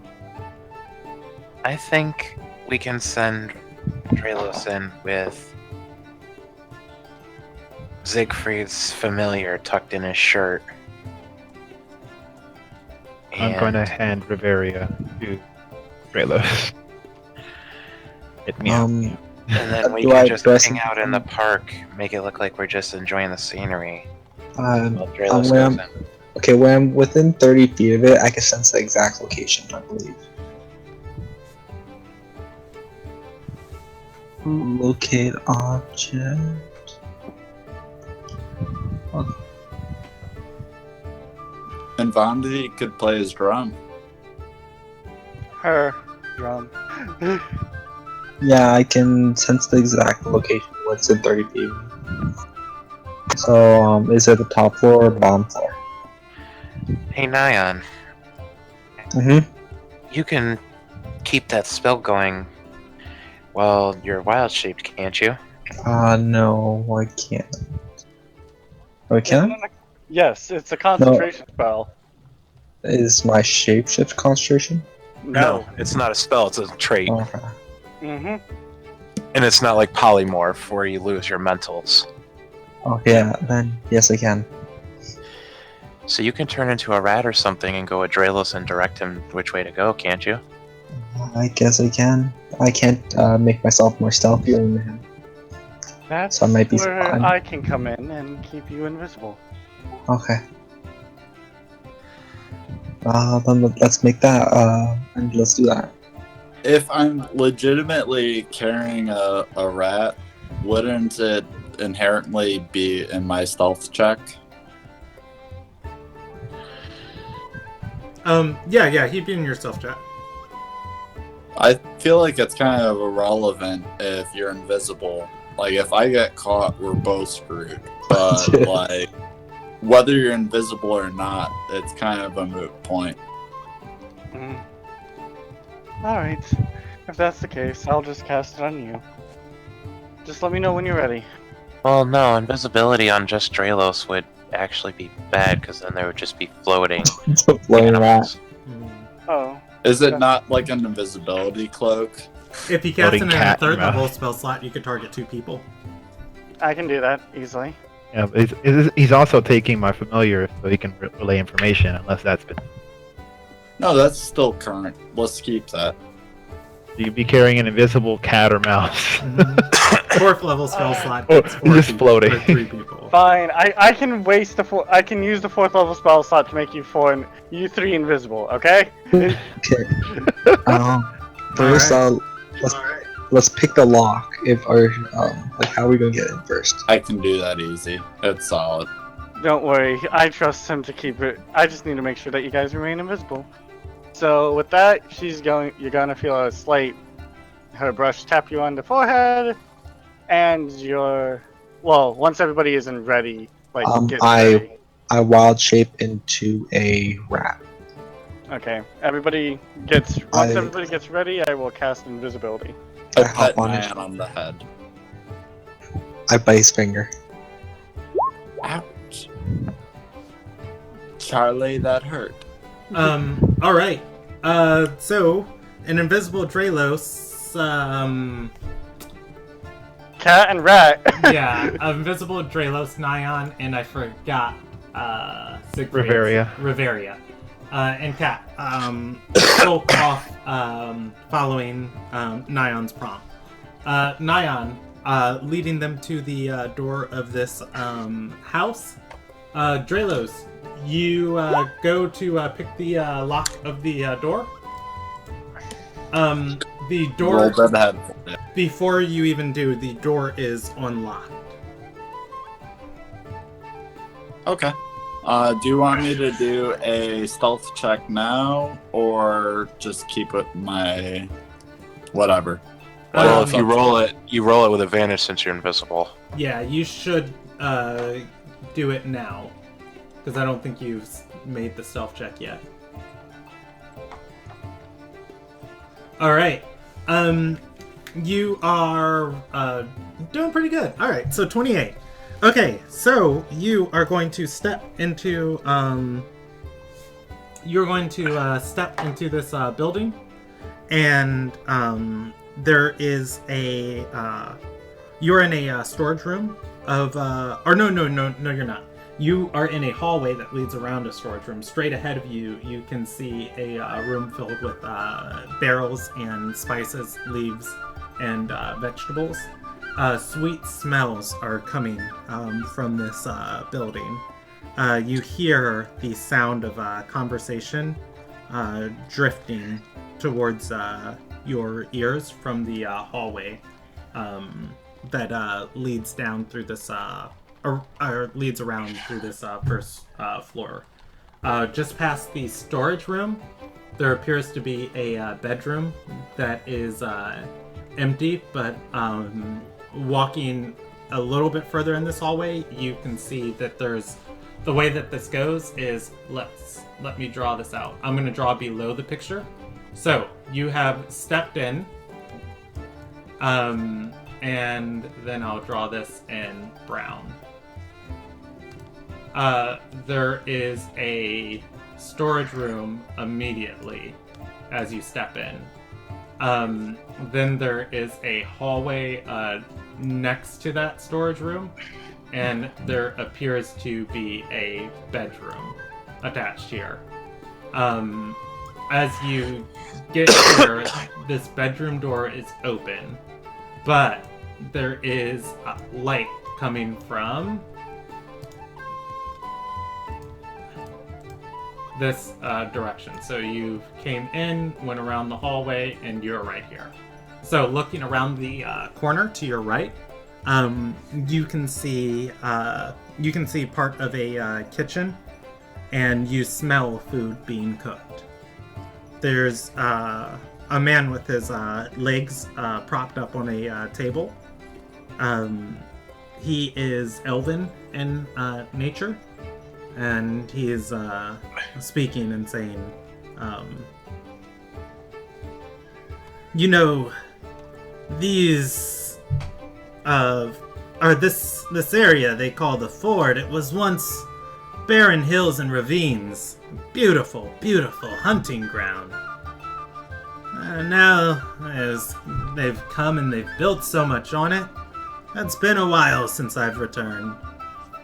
You hear a woman's voice call back and say, yes, I grow tired of the customs of a civilization that's propped up here. I mean, of course I'm Ardorian, but it just seems so mad to cover up the beauty that you speak of. I would like to lock eyes with Nyan and try and kind of nudge which direction should I go. Do I sense it from the second floor or first floor? This is on the first floor. The talking stops. What's Nyan's passive perception? 20? Did you say 20? Yeah. Okay. After a second, the woman is going to call and say, Achith? Drelos. There is a knife that flies in your direction. It lodges itself in the wood right by your chest of where you were peeking around the corner. A few seconds later, you see a man, you see the elven man walking through the hallway. He is tossing a knife up and down, and he is sniffing in the air. He looks in your direction and holds the blade of the knife between two fingers as he gets ready to throw. I will... He throws it again. I will be startled. I will say that I bear no harm. All right. He, as he throws the knife, it is going to hit. As you are startled back, moving backwards, and let's see. And he is going to say to you, Nyan, you take 13 points of piercing damage, and he's going to say, you bear no harm, but you bear meat. I'd like to point out my uncanny lodges dodge straight when into I'm the rat. holding. I'd like to point out my uncanny dodge and the fact that I am able to see this. Yeah, it's at Nyan's AC. But I'm holding Nyan, is my point. I will allow you a dexterity check to beat his attack roll to move Nyan out of the way. He rolled a 19 plus a 16. Jesus. Yeah, that's 35.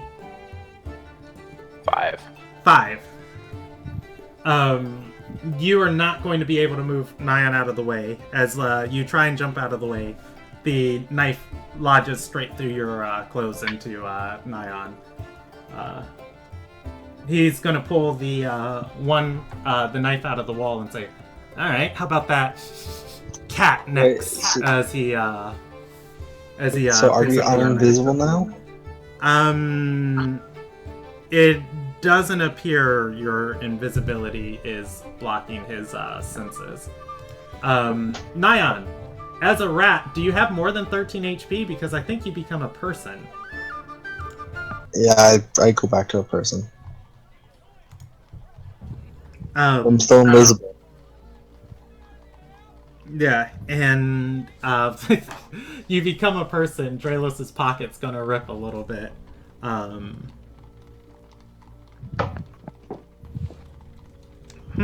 Let's see. He's gonna sniff, look down, and then say, "Is the cat a person too?"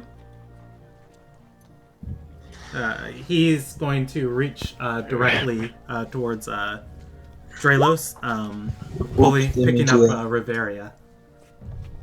Can Riveria dodge out of the way or run away? He'll make it a contested grapple check. God, he rolled another 19 plus his athletics. Christ. I don't even know why I should try. Yeah, go for it. You are trying to beat 28. Oh, it's not gonna happen. Strength, right? Yeah, he grapples Riveria, that's not gonna lifting her into the air. And he's gonna say, "Paula, I've got another one to cook up."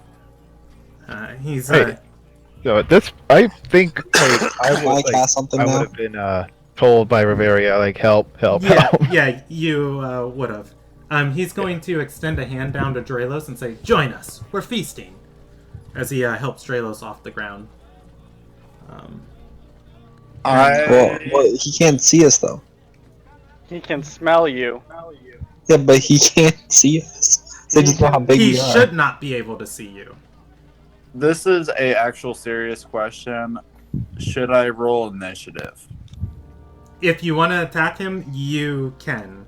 I will allow you a free insight check. I will take you up on that. 10 seconds. Can I make an insight check as well? Go ahead. Yeah, he's a demon, so he has true sight. You guys are hunting a powerful... Well, one of the people you're hunting in this region is a powerful demon lord that you assume is taking the form of an elf that is appearing and making people slaughter livestock and animals. That's not too far-fetched to say you might be on his tail, or at least in front of his tail. With that, because while we're outside, I'm sure Siegfried is wanting to go in there to help Bavaria, correct? Yes. Telling the guys hey, they're kind of caught and in trouble, and he's about to kill my friend too.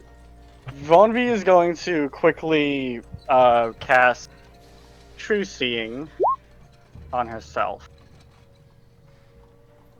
Like telling them like this guy somehow was able to see them or sniff them out or something through the invisibility. Wait, what? I still have my locate object on the shield. Do I Yeah. know exactly where it is? Yeah, you feel it coming from the room he was sitting in. Okay. If Draelos, so what's Draelos do? Does Draelos take his hand? Leroy Jenkins! You attack.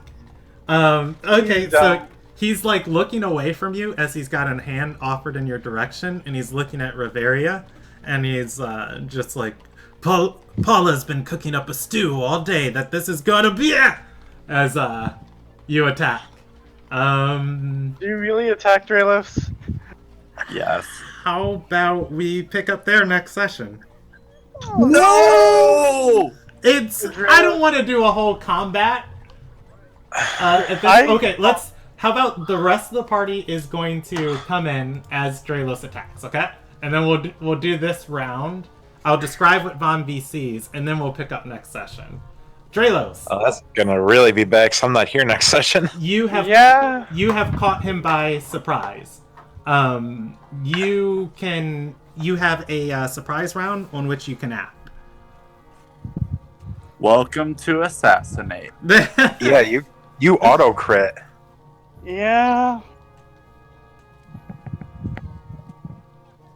He is not immune to the condition of surprise.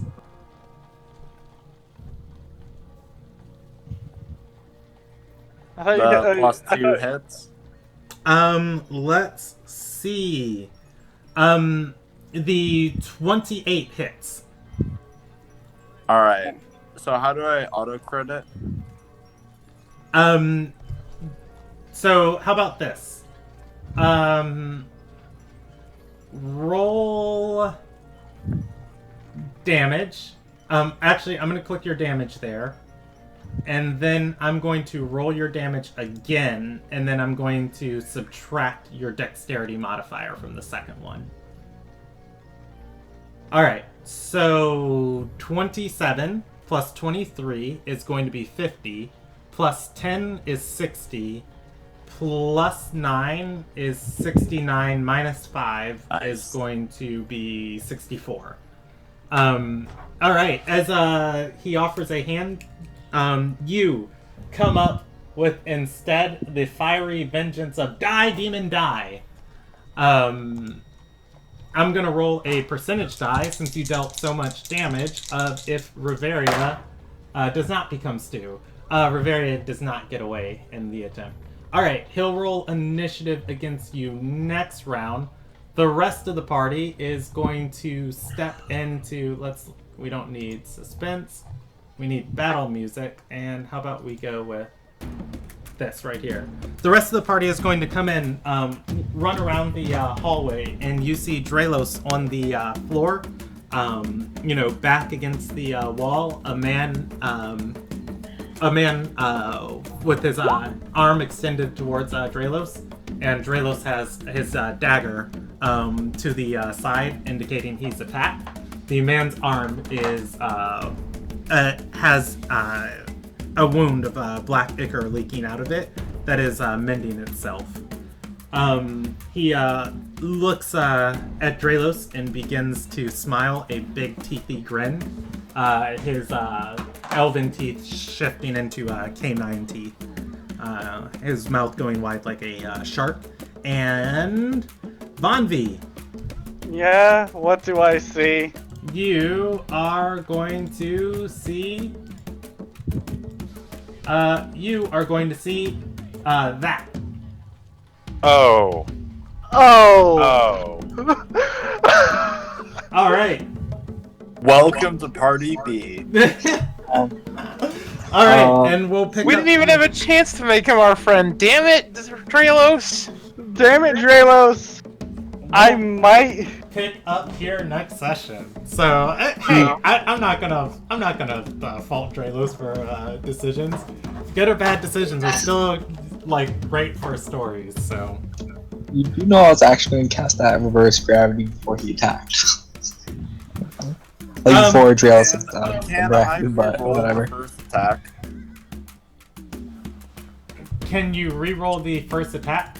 No, you I can't. put on my Elven accuracy, and it does say that you can re-roll one of the dice once. How do you even have elven accuracy? 'Cause Oh wait, it's from Dralos is a half-elf, isn't he?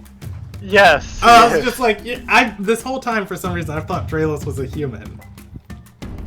Well, you are half right. Heyo! Oh Lord. Okay.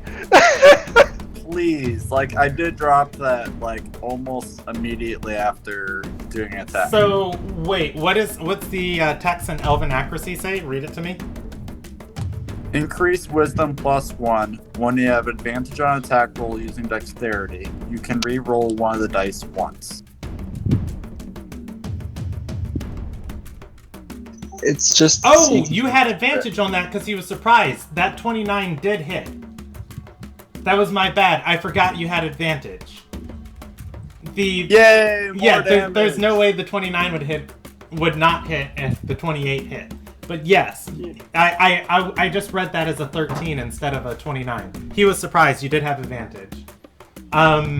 So actually, what I'll do is I can re-roll that damage for you because your second dagger would deal more damage, and I'll add that up later. And then I'll just take the 10 from your. So your first one dealt the damage. I'll take the 10 from that, and I'll handle the damage later. All right. What was I doing? Nyan wanted to cast reverse gravity. I will allow you to join initiative and do that if you want, but I will also tell you there's a ceiling in here that's not more than 9 feet tall. So it's not, he would still be in range to attack you guys from the ceiling. Yeah. Oh no, we would have reverse gravity on us too. Yeah, then I'm just saying everybody would then be on the ceiling. Reverse gravity works best when you can get the falling damage from it outside, but I will allow you to do that if you want. I wanted to. Oh God. You are so chaotic. All right, so we will pick up here next session. The party. Learn He's about to die. the political situation here. There is a warring faction between the Council of Sages that controls this town and the Ruby Ministry. Dila has plans to meet up with somebody disreputable inside of the city. The Ruby Ministry was likely the first ones to uncover the shield, and it's been dancing around this region for a little bit of time. And people have been getting blamed for crimes of stealing it when they had no such involvement. And Theon Irisith has likely been roaming this region for a little while, causing people to try and protect their livestock from his aura. That said, that's 4 ticks of major experience for tonight. And I'm going to say 6,000 experience for tonight. Does sending out a group of people to try and find Olivia count as major? Minor, maybe. I'll count that as minor. 6,750 for tonight. 6,750. I'm gonna Tralos, die. what did you do? Oh, and inspiration to Vanvi for the drawing lessons. Oh, thank you. Can I convert that to XP as well? Because I have... Yeah, add 50 additional. All right. Alright. And everybody's next session is going to be on the 7th of December. If we need to reschedule, I can play on that Friday, but we'll keep it for the 7th now, and I'll talk to Anthony about what Admir does. If you guys want to find a date and time that works for you, feel free to discuss it, and then if I can, I'll, throw in my schedule. If you guys want Anthony here. But I don't even like Anthony, so... I'm kidding. I like it. All right. Look, this is like the first session I've ever missed.